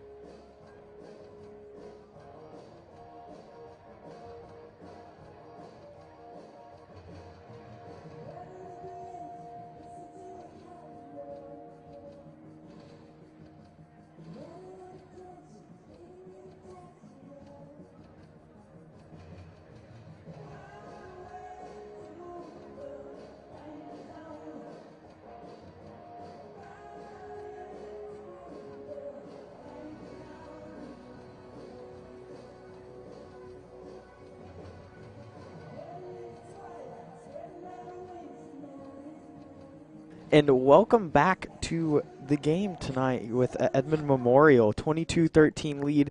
Here at halftime for the interview, I have Mr. McKinney, one of our very beloved Enid high school teachers.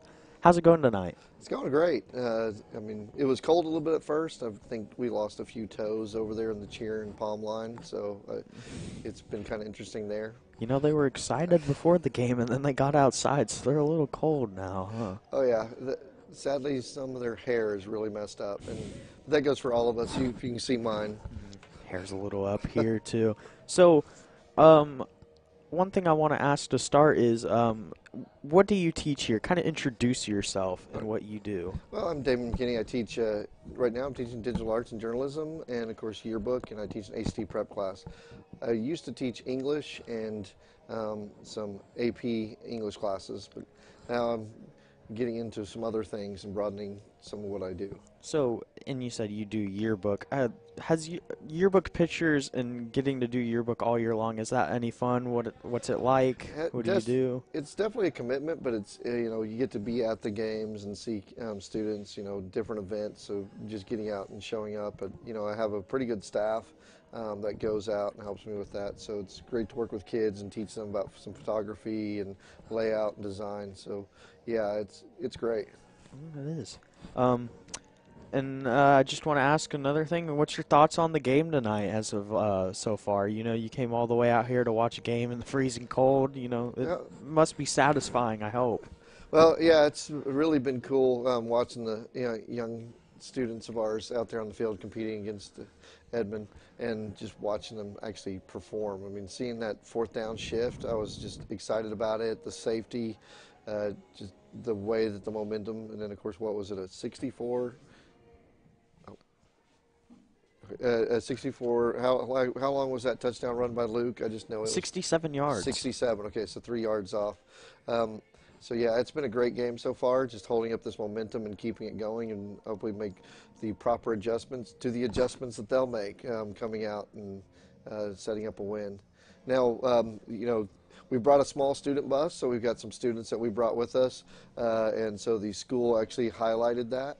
Sorry. The school decided, hey, we need to get some more students out there, but a lot of parents and other students came, and of course the band's out there now. It is halftime, so some of them might be hitting the concession stand, but it's just great to see the kids come out and support their team, so it's exciting. So you said before we started the interview that this is not the first school you've taught at. What other schools have you taught at? So I used to teach in Arkansas, and so I taught at Stevens High School in Arkansas.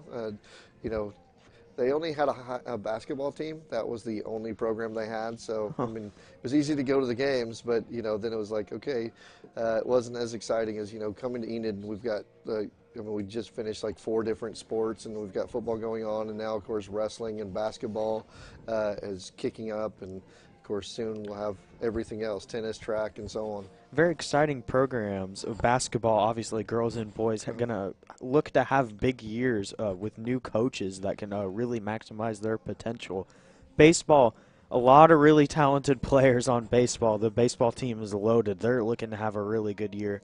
Softball didn't have a bad year at the beginning of this year as well. Track and cross country had a good year. Track's going to be looking to have a good year too. Oh, yeah, and then, of course, we have slow pitch softball coming up. Now, getting back to wrestling, and Carlos went to state, Carlos Alvarado, so just to clarify, number 35 on the football team. And then, of course, we got Shea Salinas in the women's division that we might have a couple of state champions on our hands in wrestling for sure. Carlos very dominant on the gridiron and in wrestling. He just got a new offer from a school this week for wrestling, so he's got some choices out there. And they keep on coming. Oh, yeah. And also, if you see in the background here, I have 5 Sprite cranberries here.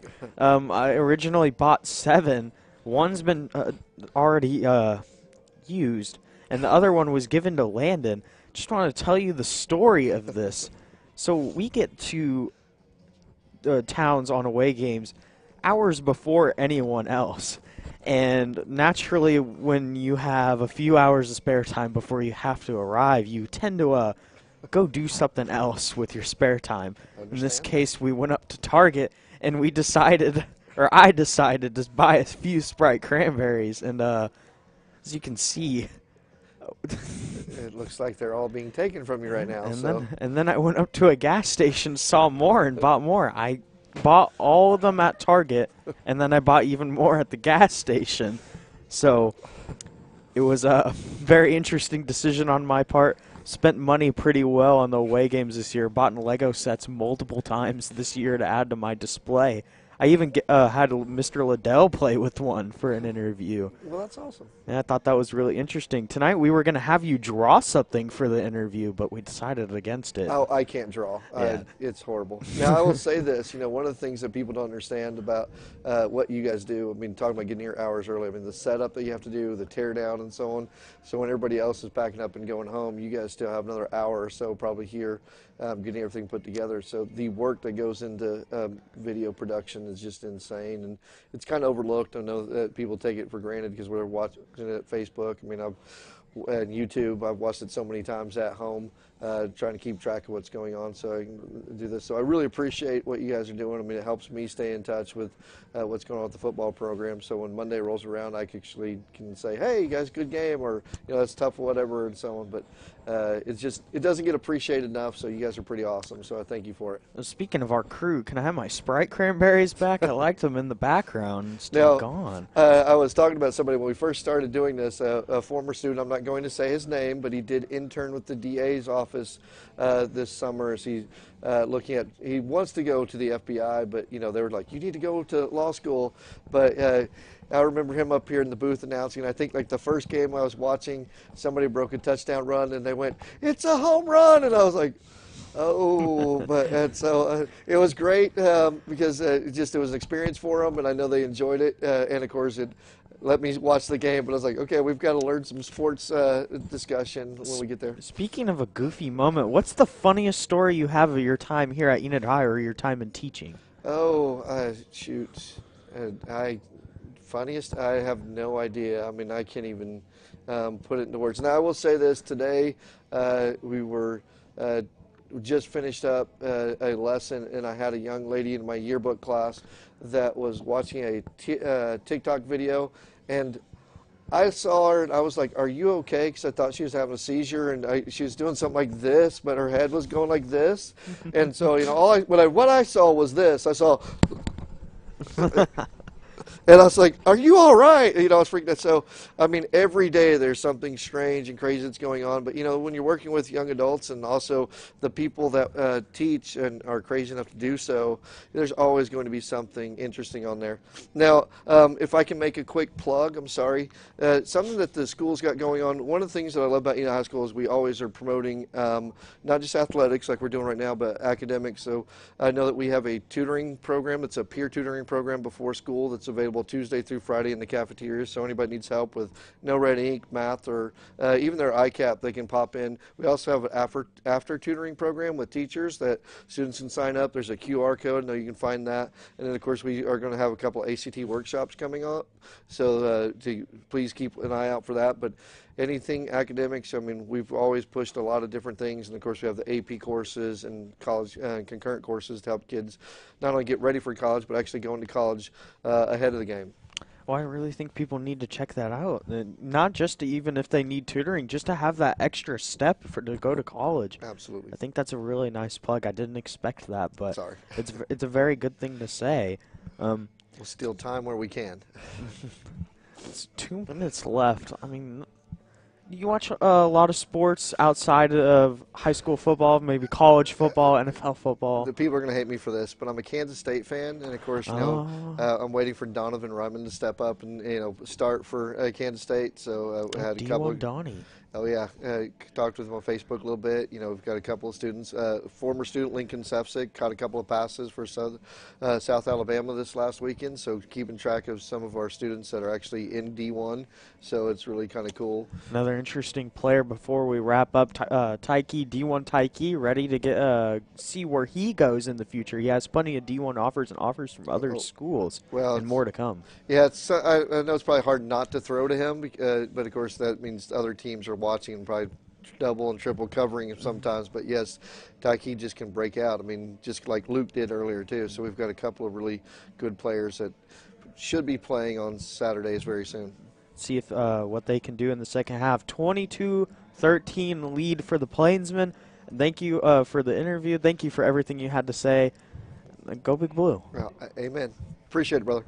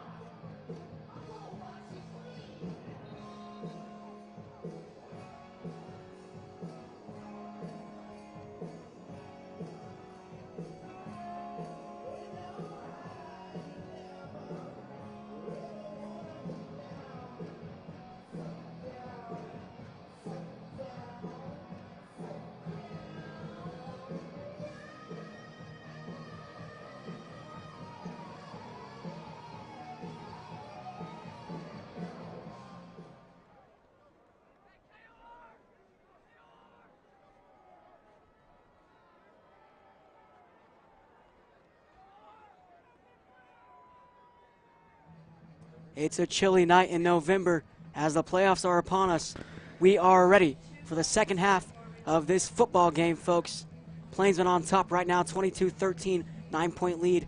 Coming out of the gates in the second half, Hayden, what are your thoughts? What do you think Enid should do, etc.? Well, they just need to come out and score more points. Like Coach Condor said earlier this week, they've scored more points so far in the first half. Let's see if they can do it in the second half. Have a complete good game. They've played well on both sides of the ball, and if they continue to do so, this team's going to advance in playoff football. Folks, we're just going to have to find out what happens here as a special teams units coming onto the field to start this second half. Here we're live at Memorial Stadium. You are watching EPS Television. Landon Collins alongside Hayden Clark. And the snow's died down, Hayden. It's still pretty cold out there. There's some ice on the ground out there on the turf when I walked out there on the sideline during halftime. But there's no snow, so that could be something better. Maybe ice would be a little worse. I don't know. What's your opinion? I don't know. The snow in your eyes, that's not going to be very helpful. So at least there's no snow. But yes, it does make it feel more, how do you say this? Just a better atmosphere.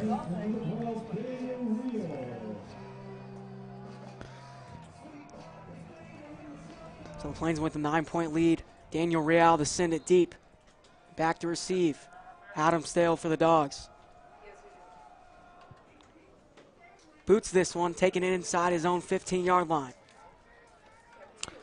And Stale's going to get nowhere, down to the 24-yard line, taken down by Luke Lyon. No, that was Jaron Porter. Well, Luke Lyon got there first, and then Jaron Porter got there on the second hit. Oh.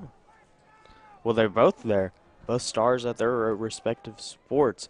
Jaron Porter, a basketball star, joined football, I believe, this year. Has been making plays on special teams all year long. I believe he's a backup corner, too. I think he's gotten a few reps this year at corner. 11:58 on the clock here in the third quarter. This is the first snap for the Dogs on offense this half, and it's a Markel Johnson keeper. First down inside the 40 to the 38-yard line. Move the chains for the Bulldogs. After he moves the chains, it gets dragged down by a Plainsman defender. Brought down by number 35, Carlos Alvarado. And that's it for a Bulldog first down and 10.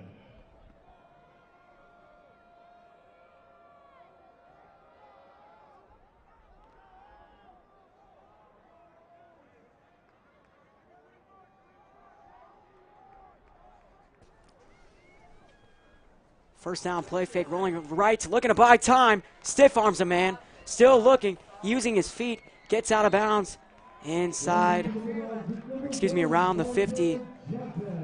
And they're going to move the chains, I believe. What do they say? They say it's a first down and 10. Well, that's the 47. Well, they've been letting him roll out to his right. Second down. A right and left in this game to try to throw the ball. I guess that's what he does best when he passes the ball. Not been able to really find an open receiver or be able to get the ball there on these rollout passes. He's had to take it himself a few times. Close to a first down.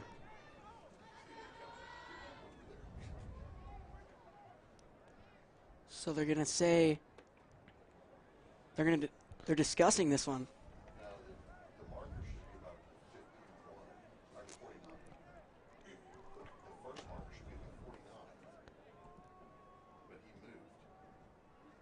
And shout out to, I believe, Kenzie Stotts. She's here tonight to watch the game. A friend of Landon's, a friend of mine, too. I have her in the 6th-hour physiology. Shout out to you, Stotts. Yeah. I hope she did well on the test today that I wasn't there for. Well, there's 11:18 on the clock here in the third, and they're still talking it over. By the looks of it, it's a second down and short, 1 yard to go to be exact. So they're going to be in a shotgun formation, one wide receiver to each side. It's a handoff. Kiefer Mullins goes forward, gets past midfield for a first down to the 49. So he gets the first down on another run. 11-11 to go in the third quarter. Score stays the same.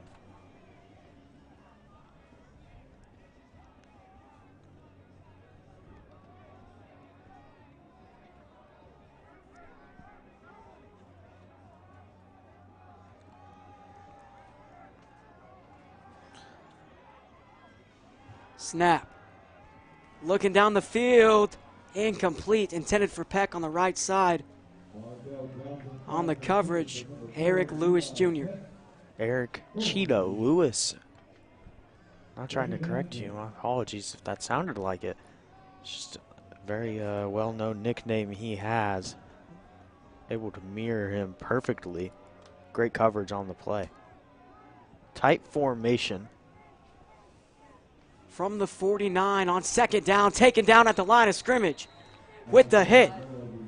The big man, Brady Condor, number 11. Also gets some snaps in the backfield this season and last season. I was gonna say gets him on the takedown. I was gonna say the senior backup running back, the bruiser back of the two. Able to get there behind the line of scrimmage for the tackle. This defense has performed well against the run after allowing a 64-yard touchdown run. So now a third down and long, 1 yard into Plainsman territory. 2 to the left, 1 to the right motion to Mullins. And they're going to give it to Mullins, and he's going to get nowhere again. Stays at the line of scrimmage, and it's a 4th down and 10 on the field. Good defense by the Plainsmen on the opening drive of the second half. Able to stop the run. Forcing a punt. So our offense is going to get the ball for the first time this half, and let's see what they can do on their opening drive. Maybe they can put up points on the board. Currently a 9-point lead for Enid with 9:18 on the clock and running. From the Plainsmen 49, Ackerman to send this one. That was a high punt. Or a high snap. And the Dogs are going to pick it up at the 23-yard line. Aiden Robinson and co are going to come out for their first drive of the half. See if they can get the ball rolling, get to pay dirt. So other teams against this Bulldog defense average 33 points per game. And Enid's right now sitting at 22, 11 yards shy of that.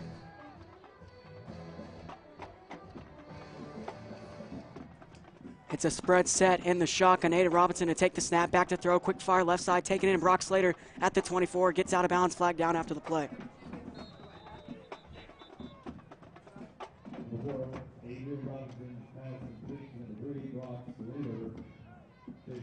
Clock stops at 9 minutes.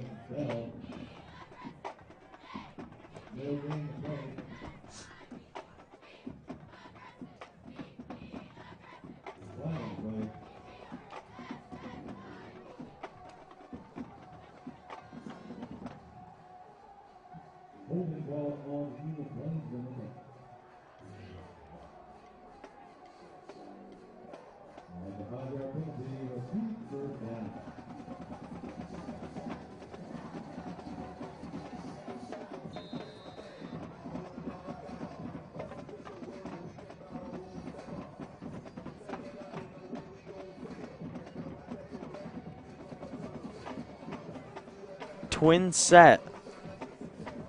5-yard loss on the play after the flag. So it's a replay of first down, and they're going to give it to Rao, who stays at the line of scrimmage. So it's going to remain 13 yards to go to the first down marker now on second down.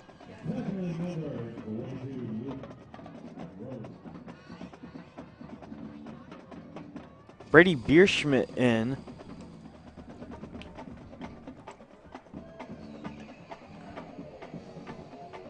That's going to be second down. Trips right on the field. Motioning Rao out of the backfield. Over the middle, taken in by D1 Taiki. And what do they say if they move the chains or not? Call his name. They're going to say it's a third down and short. It's a good gain to make it a 3rd and short situation. If you're aggressive enough, this could be 4th down territory. Make some noise, Bulldog Nation. It's 3rd down. Evan Sullivan points forward as the 1st down will be called. So it will be a 1st down, correct, Hayden? At their own 33-yard line. So now they're going to have to get to the 43 for another 1st down. E. Sully knew. He sure did. Triple option. Quick fire right side, taken in. Tyke Andrews makes a man miss. Out of bounds, 11-yard gain off the reception. Andrews moving the chains for Enid. Bullying defenders, gets the catch, throws the defender down to get 11. Great play on 1st down to move the chains again.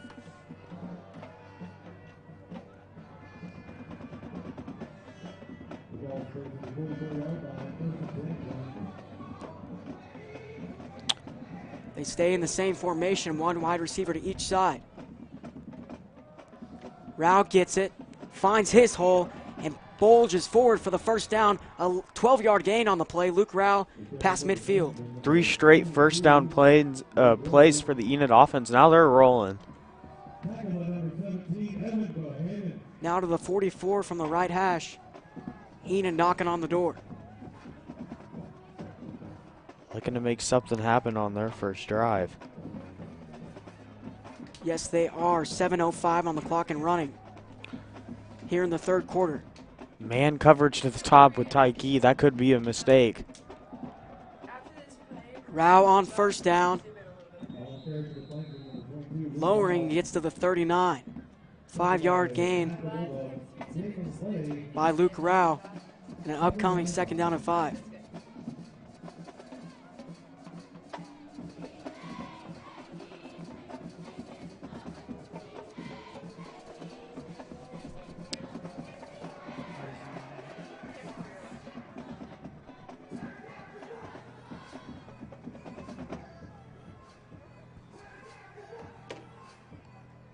Triple option. Running a lot of triple option tonight. 5 yards to go on 2nd down. Going for Tyke. Breaks 2 tackles, breaks a 3rd, and shoved out of bounds. Staying at the line of scrimmage, maybe got 1 yard, and they will give him 1 yard. So now to the 38, it's going to be a 3rd down and 4. And nearly escaped on the short pass. Made one defender miss, a few others he couldn't make miss. 6:08 on the clock and running. Short yard situation with the trips right.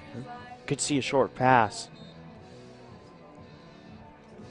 Yeah, we could see that. Bierschmidt at the bottom on his own on the island. On the 38. You need 4 for the 1st down. Dog defense will run quarters, cover 2 invert, and cover 2. So we'll see what they run right here on a big 3rd down as the Plainsmen are up by 9 with 5:53 on the clock in the 3rd quarter.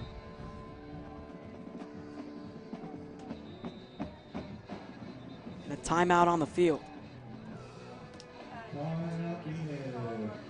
Taken by the Plainsmen. So this is a very important play coming up. Yeah, This could be a game-changing play. This could be 4 down territory. In my opinion, I think it could be. We'll see what happens. Hopefully it doesn't become that type of situation.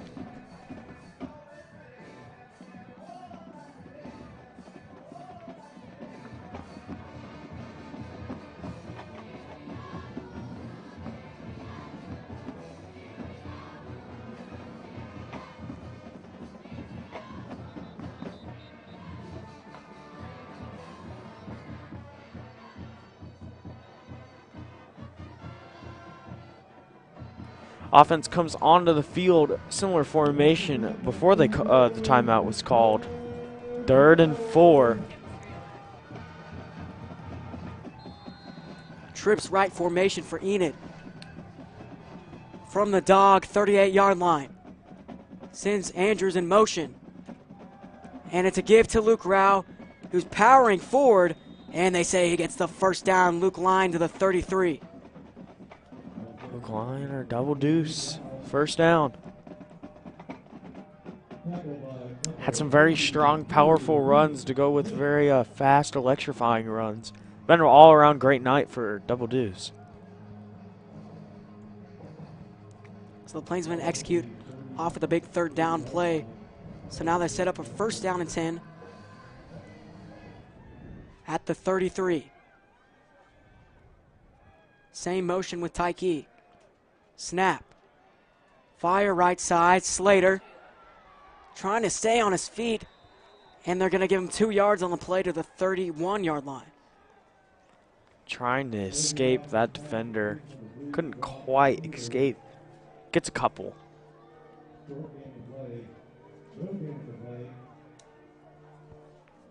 Tackled by number 17, Edmond.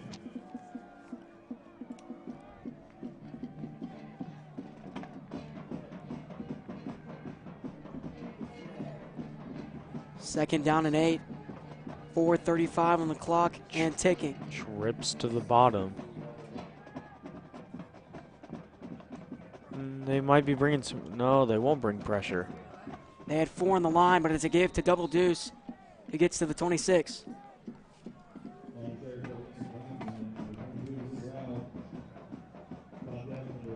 Clock at 4:13 now and running. Getting close to the end of the quarter. Very long, methodical drive on offense. Taking up most of the quarter.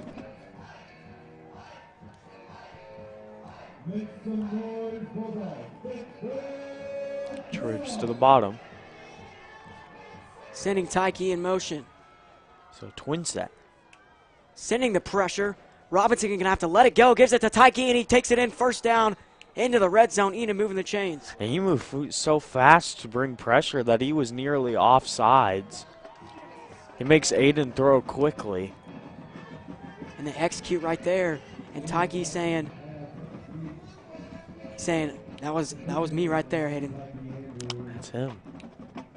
He is him indeed. Great sideline catch, Aiden. Great job by Aiden to evade the pressure, roll out right, and get the ball off to Tyke. Your number 1 receiver. It would help you out. Dogs in need of a stop as the Plainsmen set up into the red zone now at the 20-yard line from the right hash. More and they send pressure again. Luke Rouse going to try to power forward, but they're going to get no gain on the play. They've been sending a lot of pressure after the huge run by Luke Rao for the touchdown on the 67-yard scamper. Now they're really starting to send pressure, maybe stop the run, force Aiden Robinson to roll out, make throws that he's not comfortable making. But good job on the Plainsmen offense to see the pressure and to be able to make a play out of it.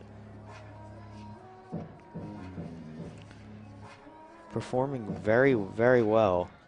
After no gain, the clock hits 3 minutes. Luke Rao again. Gets 5 on the play to the 15-yard line. So a 3rd down and 5, still in the red zone, 2:50 on the clock. Field goal range for the real deal, Daniel Real, who was perfect on field goals on the season. But they don't want a field goal, they want a touchdown. Could put it to a 12-point lead if he would make the field goal from here. But a 1st down would be even better. Yes, it would be. So another 3rd down on this drive, and it's a big one. Sending Tyke in motion. They're going to give it to him. Tyke Andrews trying to get to the perimeter and dragged down at the 16, flag down after the play. It's an important call. Penalty on the defense could give the Plainsmen a 1st down.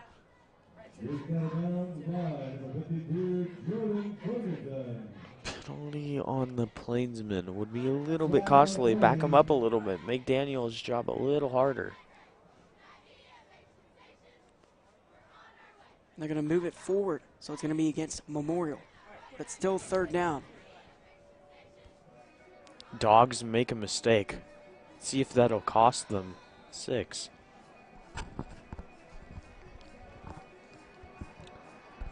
With the in. Double deuce in. Pierschmidt out.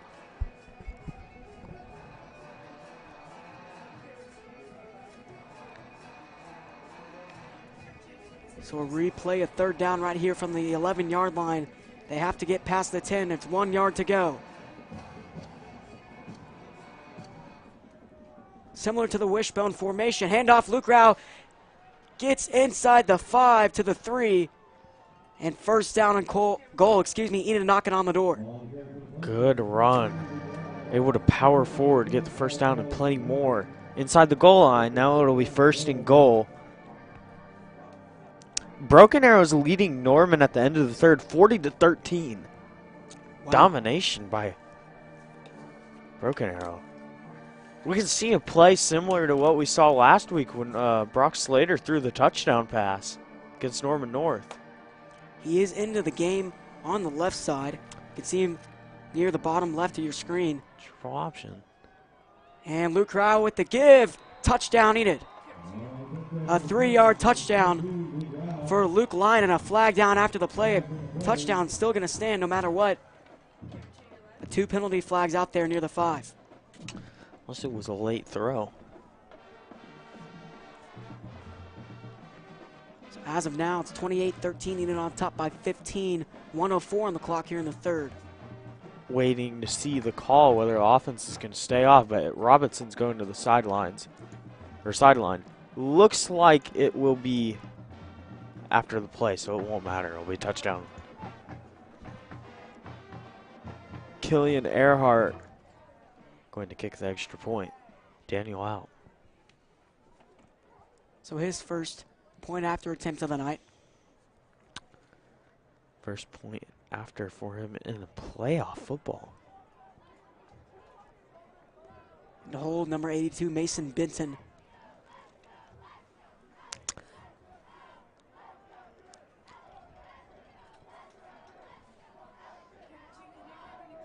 Looking to cap off a very long third quarter drive. It would put Enid to a 16-point lead. Killed most of the clock in the third quarter, almost all of it. 20 seconds on the game clock.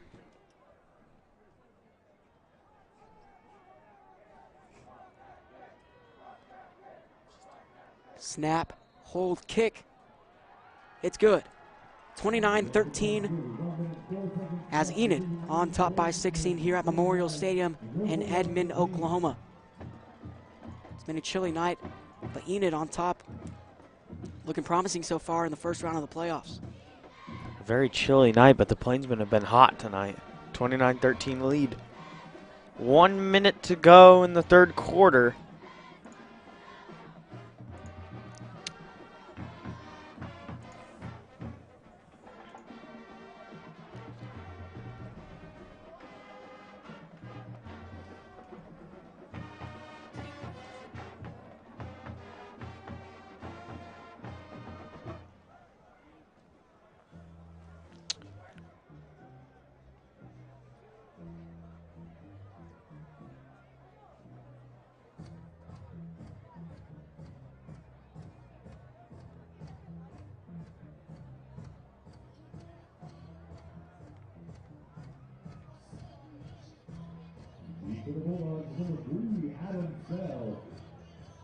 Penalty is going to move Enid back to the 25 for the kickoff. So Daniel Real to send it, and back deep to receive number 3, Adam Stell, the senior corner.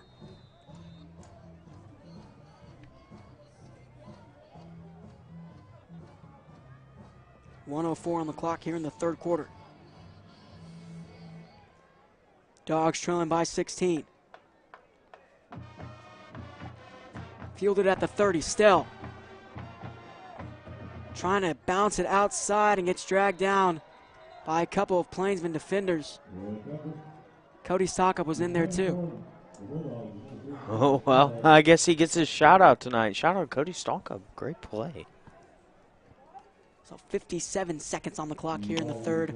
Enid on defense, Dogs coming out on offense. Markel Johnson with 2 rushing touchdowns on the night at quarterback, 6th on the year, and this is his only his third career start. Let's see what he can do towards the end of the third quarter. Let's see if the Plainsman defense can get a stop and put this game away. I guess we're just going to have to see what happens. And Johnson, off the play fake, just has to desperation heave past midfield to the 49, taken in by the senior tight end. Tyson Tanner Kennedy Wolf. there to get the stop right after the catch. Chain does not move. He stops him short. Clock running right now, 33 seconds.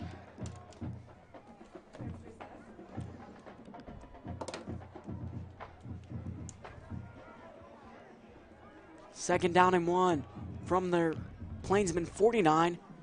And Johnson going to take it himself. He gets the first down, but he'll only get about 4 on the play to the 45. Got stopped pretty quickly. Good play by Johnson. This will more than likely be the final play of the quarter. 6, 5, 4. And it looks like they're just going to let it run out. That's the end of the third quarter, folks. Hold your 4s up, ladies and gentlemen. Enid coming into the fourth quarter on top by 16 here at Memorial Stadium in Edmond, Oklahoma. And it's been a great performance so far. Aiden, what are you saying Enid could do defensively right here? They could get the stop and give this offense a chance to put this game away for good. Here on the chilly night down at Edmond Memorial Stadium, 29-13, Plainsmen up 16.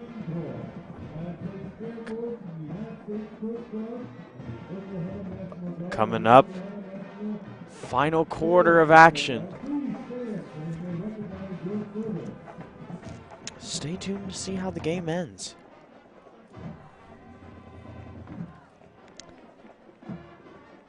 Thank you, ladies and gentlemen.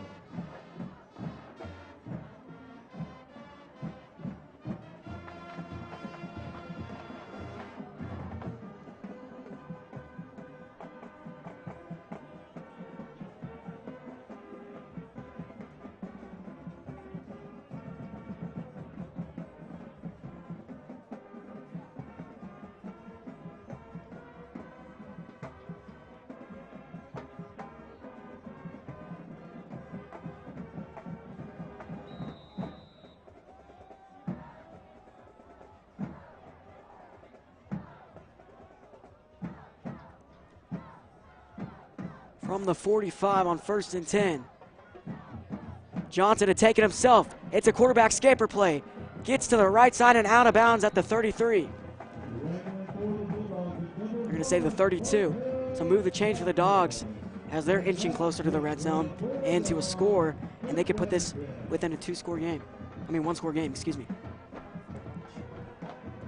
Definitely got a chance to. Smart play to run out of bounds instead of go into contact. Carlos Alvarado would have been there to lay the boom on him.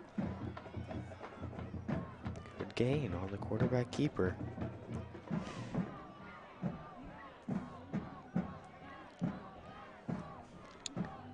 They're going to need 16 points to tie this one up.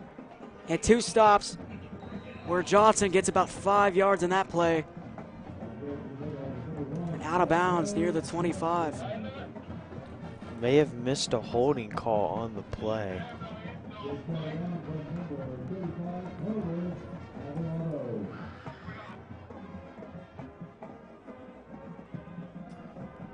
Handoff, Winchester gets about 3, maybe 4, so a 3rd down and short upcoming on the field.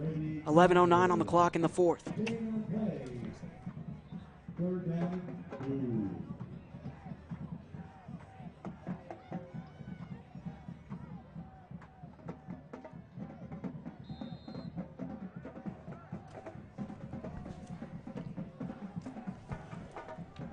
2 yards to go on the field at the Plainsmen 24-yard line. Spread formation.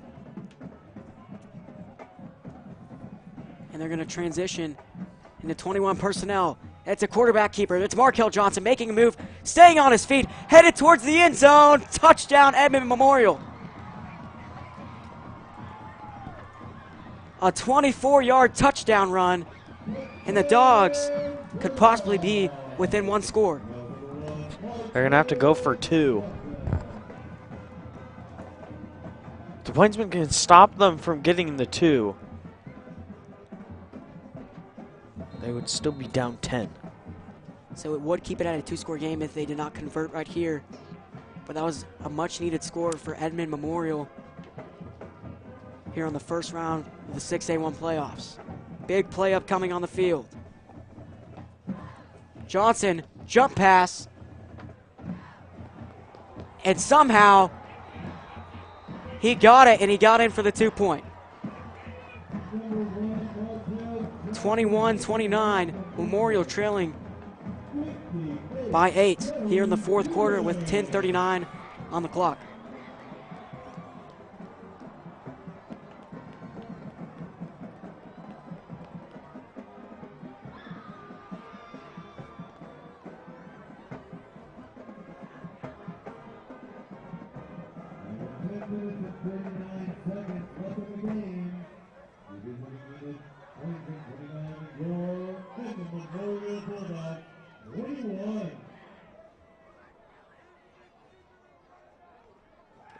So, I believe this should not be a 2-point conversion. I believe a lineman caught the ball on the jump pass, and they're not an eligible receiver, so this should not be 2. We'll see what the call is. And on the touchdown, folks, Markel Johnson's 3rd rushing touchdown of the night, and the only 3 touchdowns that the Dogs have scored. And the refs are trying to make a decision. About to get a call here soon after they talked it over with Coach Woods. But we're going to try to listen in for this one. This is a big call. Here it is.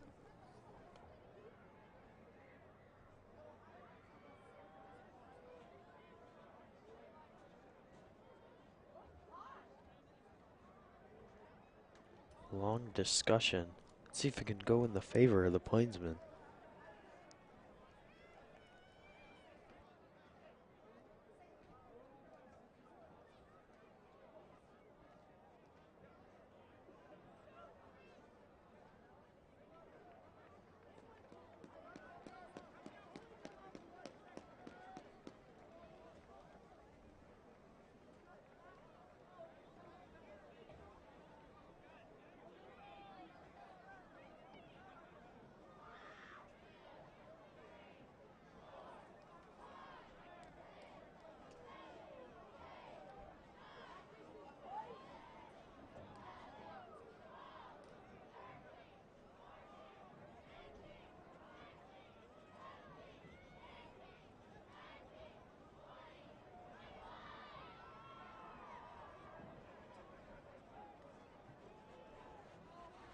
This is going to be a game-changing call. Still talking it over at the Plainsmen 5. This would give Edmond Memorial a chance to get right back into the game. Dogs looking to get a stop and get 8.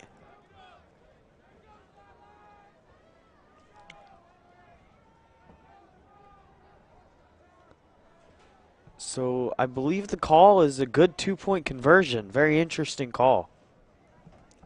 Yes, both special teams units on the field, so no call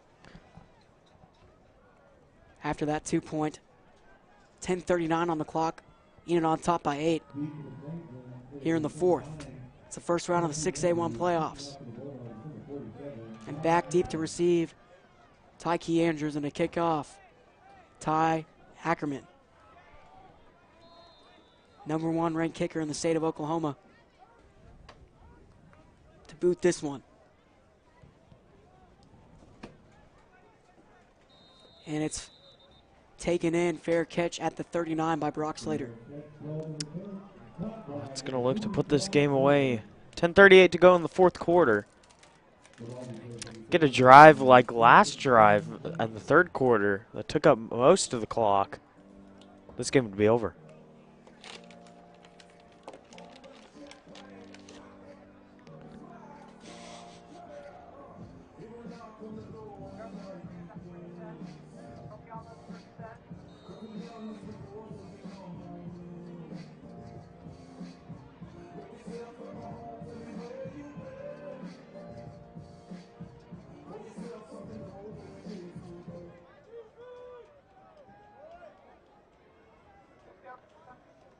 Robinson from his own 40 on first down. Incomplete. Intended for the sophomore wide receiver, Brady Bierschmidt. Whoa, And that was some a coverage there, right? That was a really nice play in coverage by the dog defender. Guess he had that dog in him on that play. He might have. The clock's going to stop at 10:35. Plainsmen will get him next time. They sure will. Spread formation. So 2 to each side, and Rao in the backfield with Aiden Robinson, the sophomore quarterback. Slater in motion. Snap. Hand off, Rao. Dives forward, gets the first down, 11-yard gain to the 49, 1 yard into the Bulldog territory.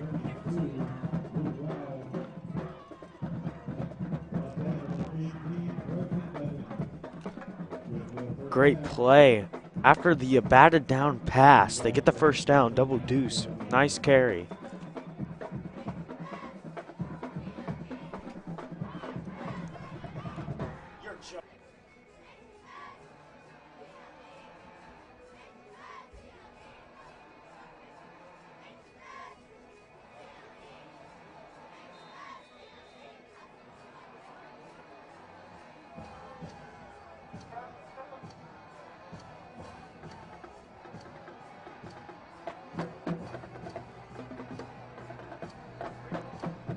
Conder in the backfield. Trips right on the field, and they're going to give it to Conder, and he will only get 1 yard onto the play to the 48. 10 minutes exactly and running on the clock. Enid on top by 8 here in the fourth quarter. Sullivan back in if he was taken out.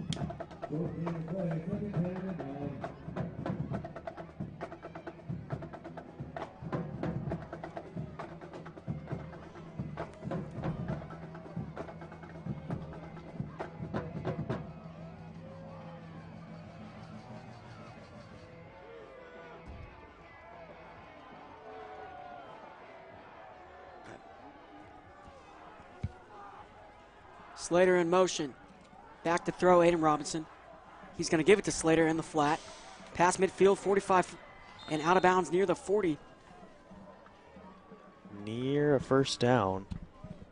He's just short, so it's going to be third down and short from the 41. 2 yards to go. For the Plainsmen, this is probably their biggest play up until this point. They'd keep the ball and be able to keep the clock running.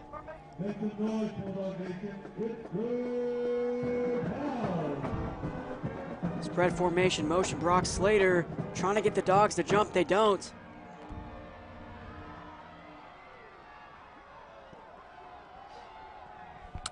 Play clock is ticking down to 10.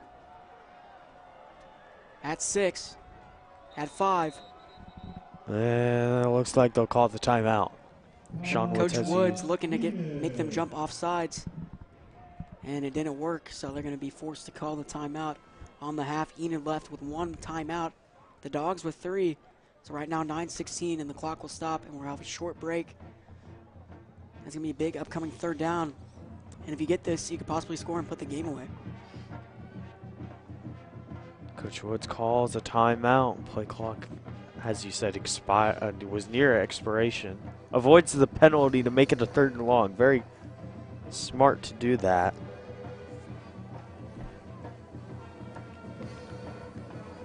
Let's see what that happens afterwards. Big third down coming up.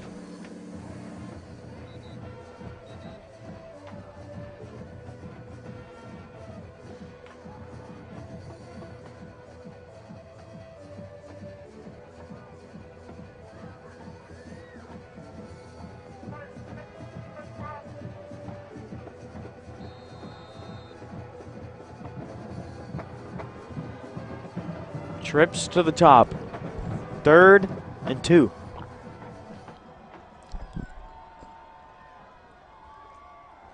Robinson, quick fire, taken in by Tyke Andrews at the 30. First down, Enid. What a catch. He's able to reel it in for the first down. And he's clapping.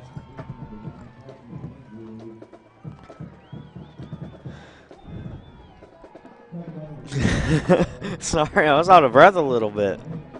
I don't know why. I don't know why I'm not even moving, buddy. Guess I might just be out of shape. Could be. Oh. Spread formation. Condor remains in the game. Might not get Whataburger after this. I might have to get some broccoli or something. Hand off to Brady Condor, who finds the hole, trying to bounce it outside. Brady Condor up the sideline, lowering his shoulder inside the 10, down to the 6. That'll be a 1st and goal. 8:32 on the clock here in the 4th. And a score could potentially put this one away.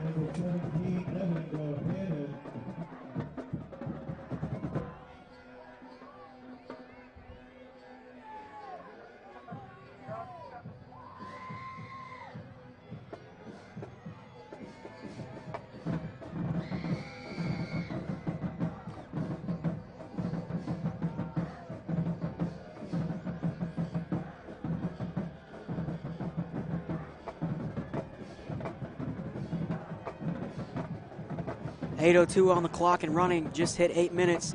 29-21, handoff Brady Condor to the 5, to the 4, dragged down. They're gonna mark him down at the 4, 7:48 and ticking. So we remain at 2nd and goal. Excuse me, remain in the goal line, so it'll be 2nd down.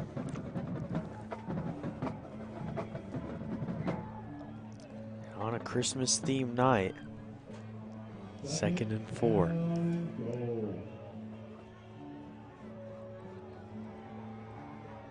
Obviously, Christmas themed night for the Dogs in Edmond. Handoff, Brady Condor dragged down.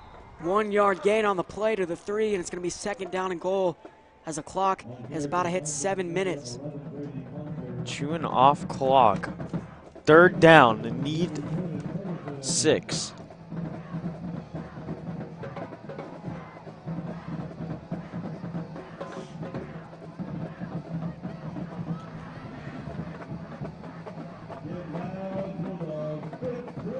If you want to remain in the playoffs, this is a huge play for the Dogs. Plays like these show who really deserves it. 2 wide receivers to the right. Dogs sending pressure, handoff, Brady Condor, and he's stopped. No gain on the play. And they'll mark him down at the 4 yard line, I believe, maybe the 3.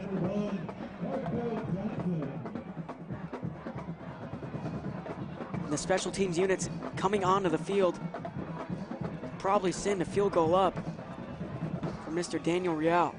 100% on field goals on the year. They're going to make it an 11-point game. 5:59.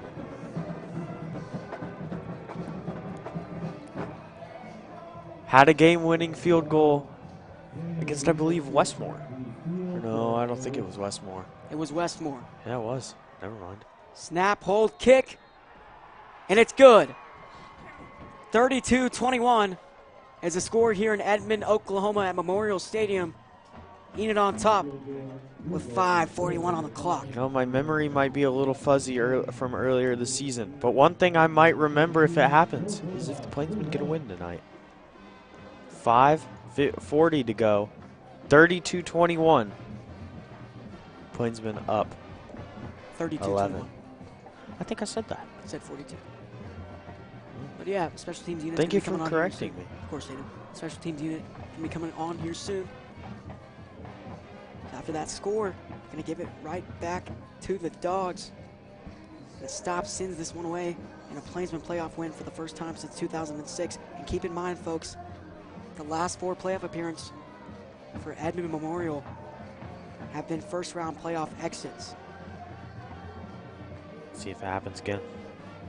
I guess we're going to have to find out from the 40-yard line to send this one. The real deal, Daniel Real. Back deep. Plainsmen Adam hopeful. Stell. Looking to celebrate. Hopefully get to celebrate. The first playoff win in a long time. Stell from inside his own 15. Stell with the lane. Stell to the 45.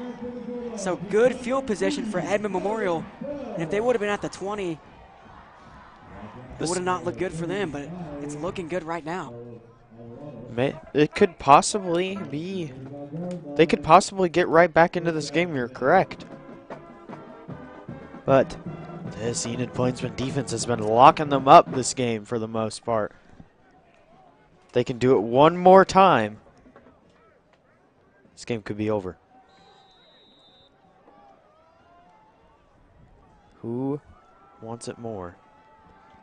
Only 3 touchdowns of the night by the Dogs are by the quarterback number 1, and they've all been rushing touchdowns. But this is a pass play where Johnson's going to try to escape, and he can't. The defense gets there. Way too many of them. And the main one on the tackle, 44, Britton Combs. Said his name so many times this season. He's such a big playmaker. The transfer from Chisholm. He is going to be a star next year. He's pretty good this year, but with the loss of all these He'll seniors be after the main this year, guy. he will definitely be the heart and soul of this Enid Plainsman defense. So after the 2-yard gain, it's a 2nd down and 8 from the 47, rolling right. Markel Johnson looking, and he's going to pump fake and take it himself. Markel Johnson on his feet past midfield to around the 47. Forward progression says it stays at the 47 and a flag down towards the end of that play. Could be on the defense.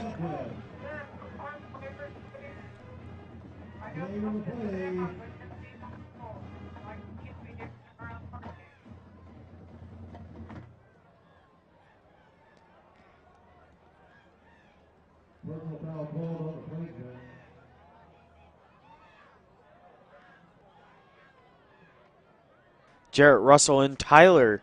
Charlerton. Yeah, I was about to say. I had it. He's in.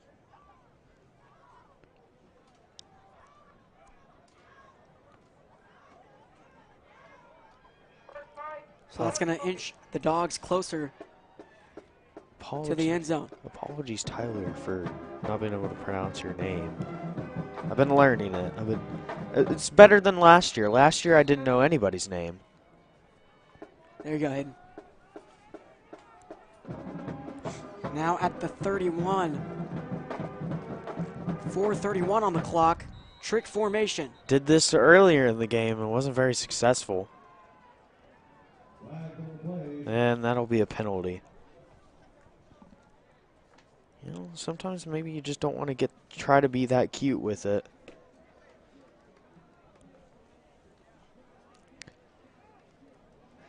That might hurt them.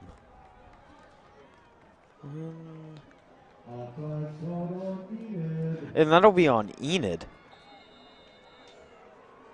That's a 5-yard penalty. 5-yard penalty. Going to put them to the 25, and they do it again.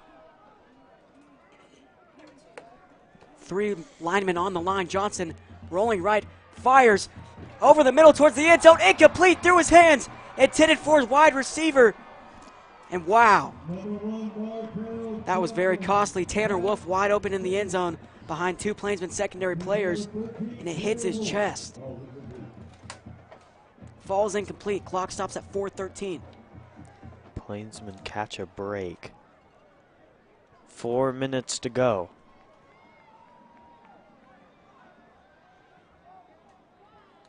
Two-score game here in Edmond, Oklahoma, on a 2nd down and 5 from the 27. Luke Rao warming up on the sideline. Motion Winchester, and it's Johnson to take it himself. He's had 3 rushing touchdowns tonight. He's going to get inside the 10 to maybe the 9, and they're going to mark him at the 9. 1st and goal knocking on the door. Down to the 9-yard line. Dogs in need of a score, trying to hurry up, and they're going to give it to the sophomore running back, Winchester, to the 5. Cheeto Lewis there to get the stop. Whereas some people know him, Eric Lewis. 3:46 on the clock in the fourth quarter. Winchester alongside Johnson, who's going to roll right, and he's going to try to fire towards the end zone, and it's incomplete, tipped by Tyson Kennedy, and a flag down. He may have passed the line of scrimmage and then threw it. Tyson Kennedy was there nearly to get the interception. Would have been his 6th interception on the year. First in the playoffs.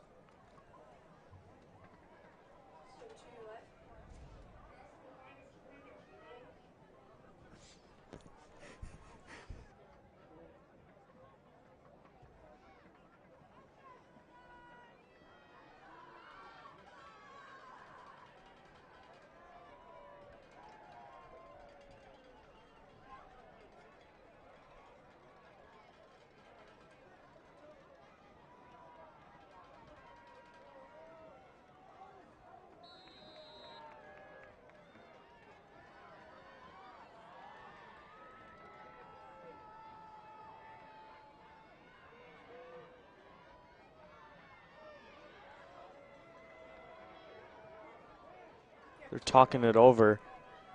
Talking about whether he passed the line of scrimmage. So a 5-yard penalty, moving him back to the 10 on 3rd down and goal. Johnson looking for the end zone. Caught. Touchdown. Kieran Padula taking it in for 6 off the 10-yard touchdown reception with 3:31 on the clock.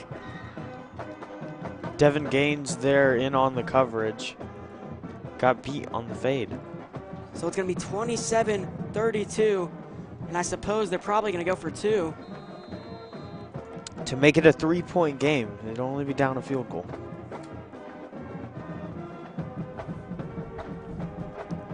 And the offense is staying out there, so it looks like they're going to be going for 2 here. So they have 3 yards to go to the end zone on this 2-point try. Enid looking to stop him right here. A very tight formation, and it's a quarterback keeper. Markel Johnson is not going to get there. That may have saved the Plainsmen. So it's a 5-point game in Edmond Memorial.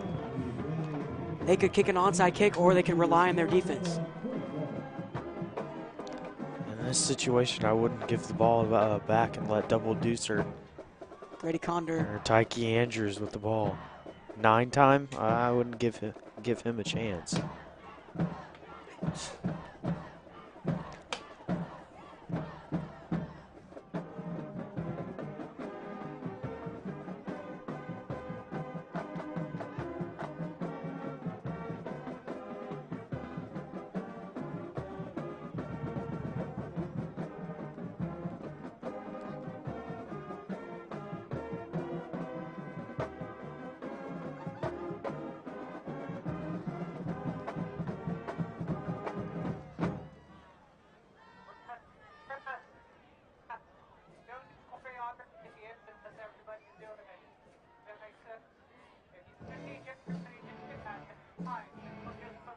So, I think one thing that we can talk about is whether this will be an onside kick or not. It's going to be very interesting to see if they end up kicking an onside kick. It's going to be really interesting to see what happens right here. If they trust their defense enough, a defense who's allowed 32 points in this game. Luke Rao back on the field for the first time in a little bit. Good to see him out there. He's back deep to receive alongside Tyke Andrews. 9 time and Double Deuce. But by the looks of this Plainsmen formation on special teams, they're expecting an onside kick. But we'll see what the Dogs do right here. From the 40, it's going to be Ty Ackerman. If it is, if the Plainsmen get it, it's more than likely over.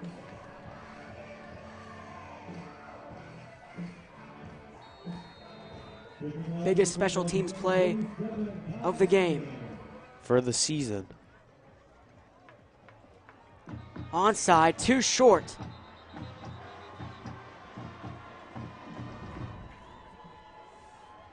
Could not go the full 10. But they're going to re-kick right here. So they're going to get another shot at it.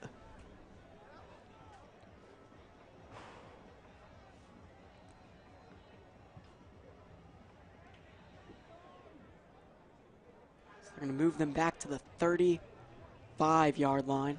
So the sophomore kicker right here, putting his team on his back. He is the #1 ranked kicker in the state of Oklahoma. We'll see what he can do. See if he lives up to that name. Battle of the two top kickers. I mean, I don't think Daniel might be too, but I think he's up there. I mean, as a kicker, this is a moment you dream of, saving your team. Biggest play of the game. Too much, and fielded by Enid near midfield. Mason Benton.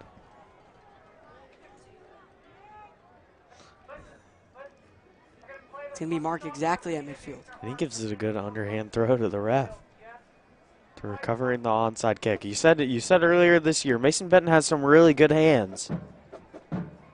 I did say that. Against sophomores, I did say that. Put it to use.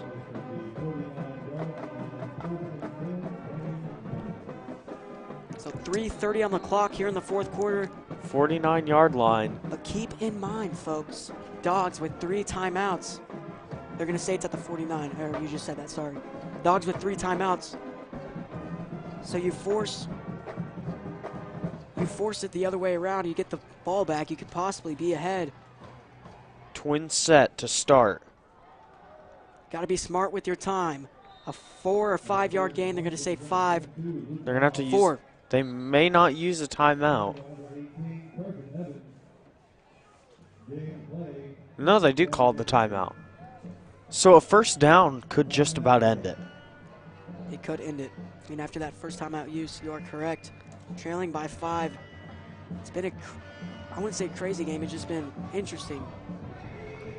I mean, there was a safety early on. 3 rushing And you know, touchdowns if for they Johnson. don't, in that mistake, if they don't allow that safety, it's a 3-point game. They wouldn't have to go down the field for a touchdown if they got the ball back. That is So true. mistakes on the offense for the Dogs could cost them this game. That one snap could have meant everything towards their season.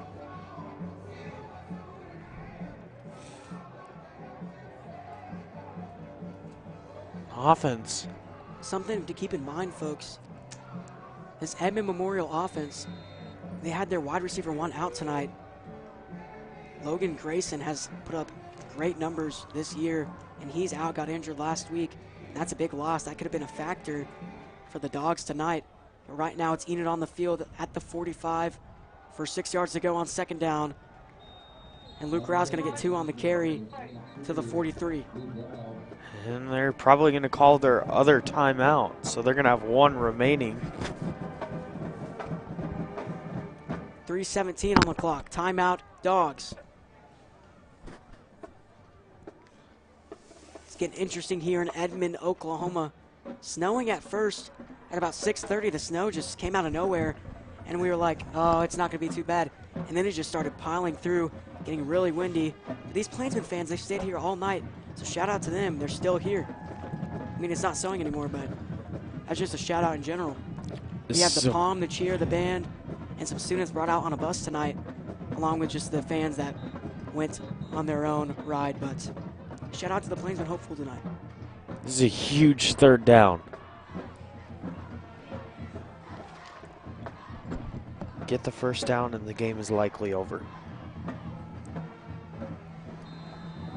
We say big third down this, big third down that. Right here. Biggest For the third season. down of the game. For their first playoff win in a real long time. Nearly got him to jump. Johnson, the quarterback, looking to send pressure on the edge, and he's going to try. B. Sully on the block. Pass right side. Brock Slater takes it in, and he's trying to go forward down at the 45-yard line. 2-yard loss on the play. It's going to be 4th down and 6 or 7. 3:10 on the clock and a timeout.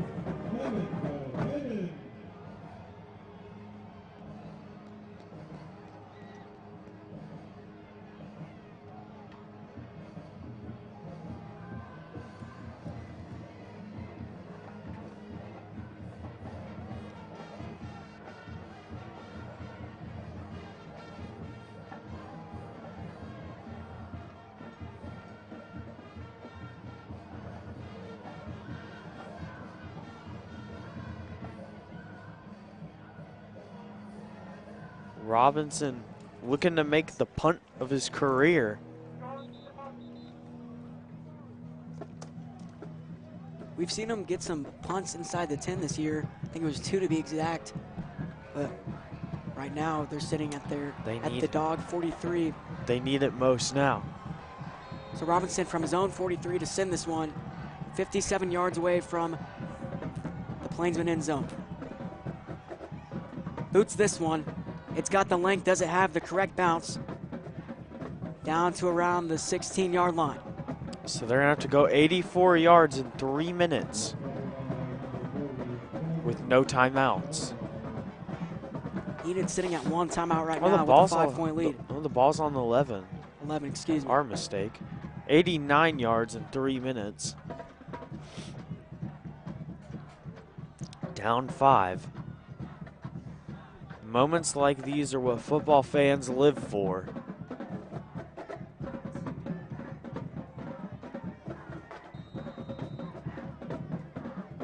Drive of the game.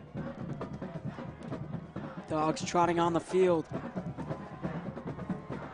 to try to win their first home playoff game for the first time in a while. And it's Johnson on the design rollout, through his hands, incomplete.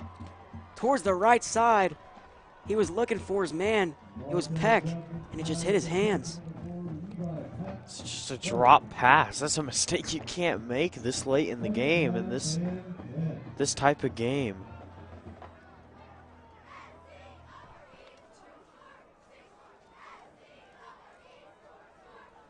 The clock will stop. 2:58 to go. 2nd and 10. Interesting formation. Johnson taking it himself on the quarterback design run. And he doesn't quite get the first down. He'll get out around the 20-yard line. 3rd down and short. 2:52 to go. You could see some pressure on this play. Try to get the tackle behind the line of scrimmage. Force a 4th down.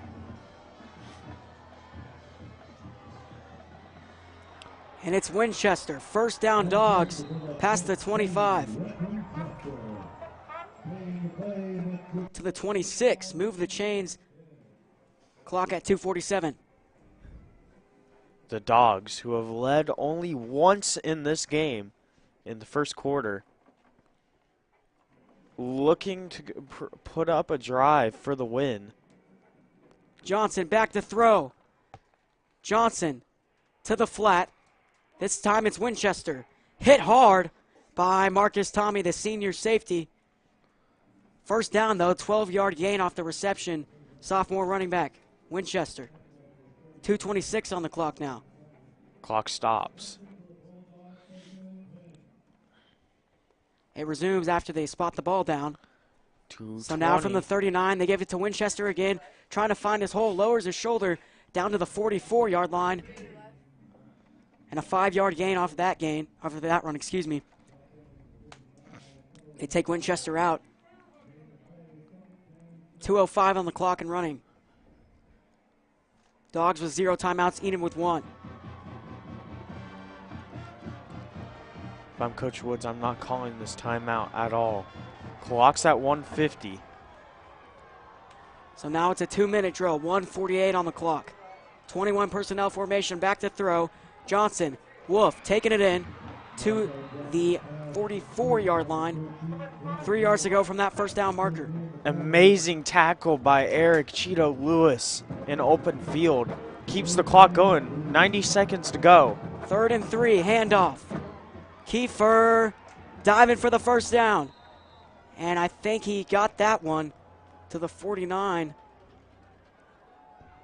Barely had it. They'll move the Move the chains. chains. First down. Minute 20. They're 1 yard shy of midfield at their own 49. Minute 20 to go. Need a big defensive play to seal the win.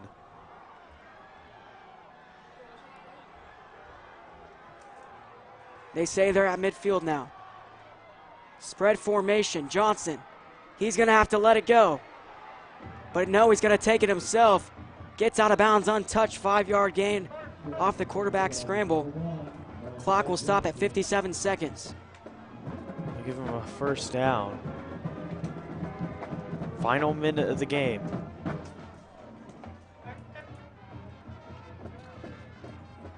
Nearly had the sack, but he was able to get away from the pressure.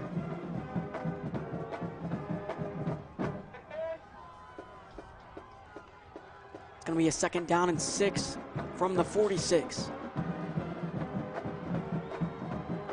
57 seconds on the clock. From the shotgun, it's a play fake. Looking down the field, he's got a man! Incomplete! Overthrew his wideout, Kieran Padula, the junior. Had a tiny bit of separation, incomplete on the overthrow. 50 seconds to go, 3rd and 5. Obviously, this is 4 down territory. They can't call a timeout. They just need to figure it out in the huddle. I wonder what's being said right now. I really do. Trips to the bottom. Big 3rd down, but if they don't get this, they have a shot on 4th. Johnson going right, and he's going to use his legs. Headed towards the first down, and I think he got there. And they say he does. First down Memorial to the 40-yard line. And they're inching closer to the Enid red zone. They really need to zero in on the quarterback keeper. He's been getting them with his legs a little bit. Starting to heat up a little bit lately. 5-point game, 49 on the clock. 1st and 10 from the Plainsmen 40. Dogs coming out of the huddle. Enid looking for a stop and a playoff win. And Coach Wood's first playoff game. They need a turnover. 2 to the left, 1 to the right in motion. It's Peck. Back to throw now. Johnson has time. Johnson releases. Peck takes it in. Past the 30 to the 25, out of bounds. To the 24. 41 on the clock now.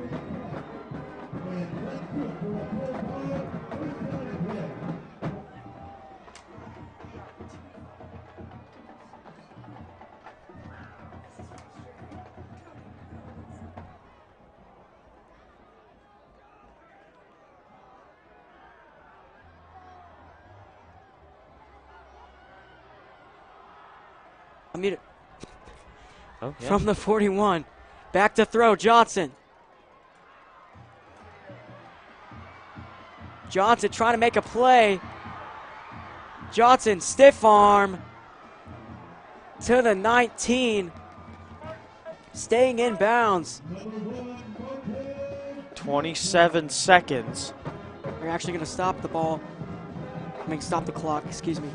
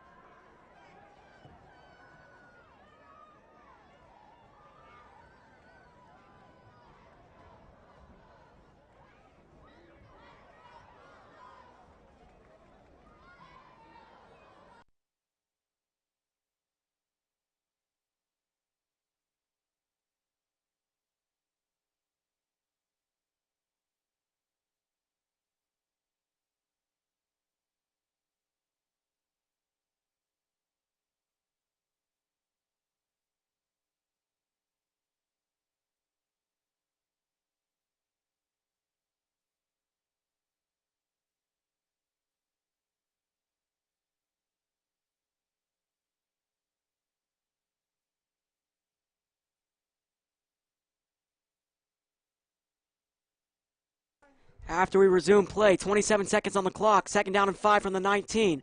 Winchester in motion, back to throw, it's Johnson. Headed towards the end zone, the pass is incomplete.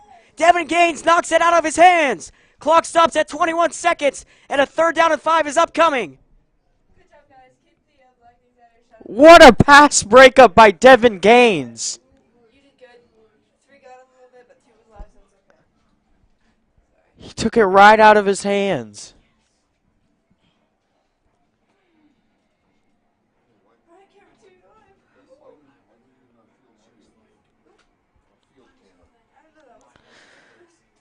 In the 21 personnel formation, Johnson taking the snap.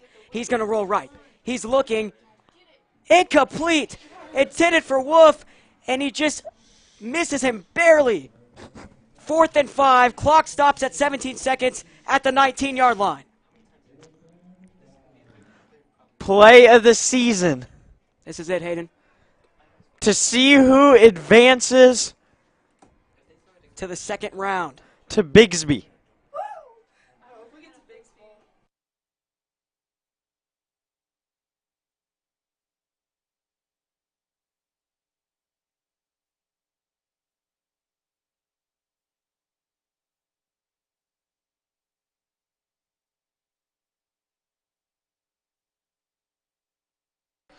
Fourth and 5 from their own 19. Johnson back to throw. This is the play of the game.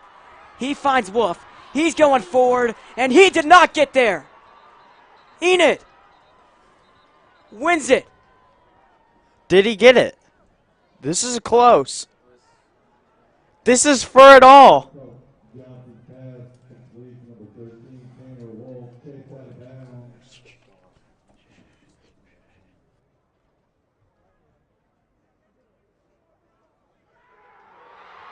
And they advance. Enid wins their first playoff game for the first time since 2006.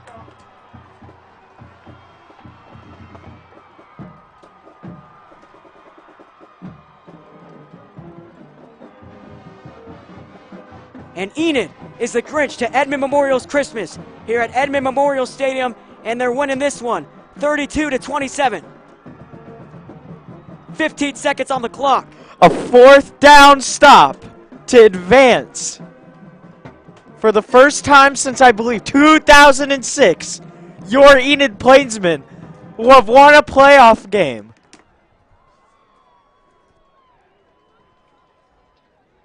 Coach Wood's first appearance in the playoffs as head coach ends with a win.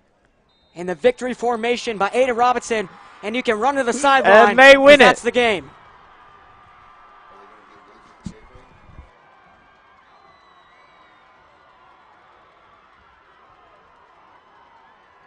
And at the end of the game, the Enid Plainsmen 22 with Purple Light Winchester.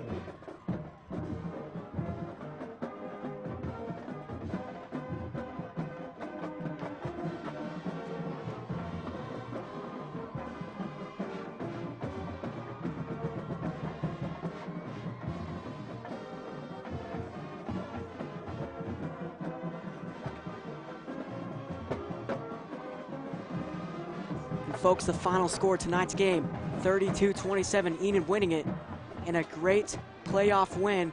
Coach Wood's first of his career here at Enid High School.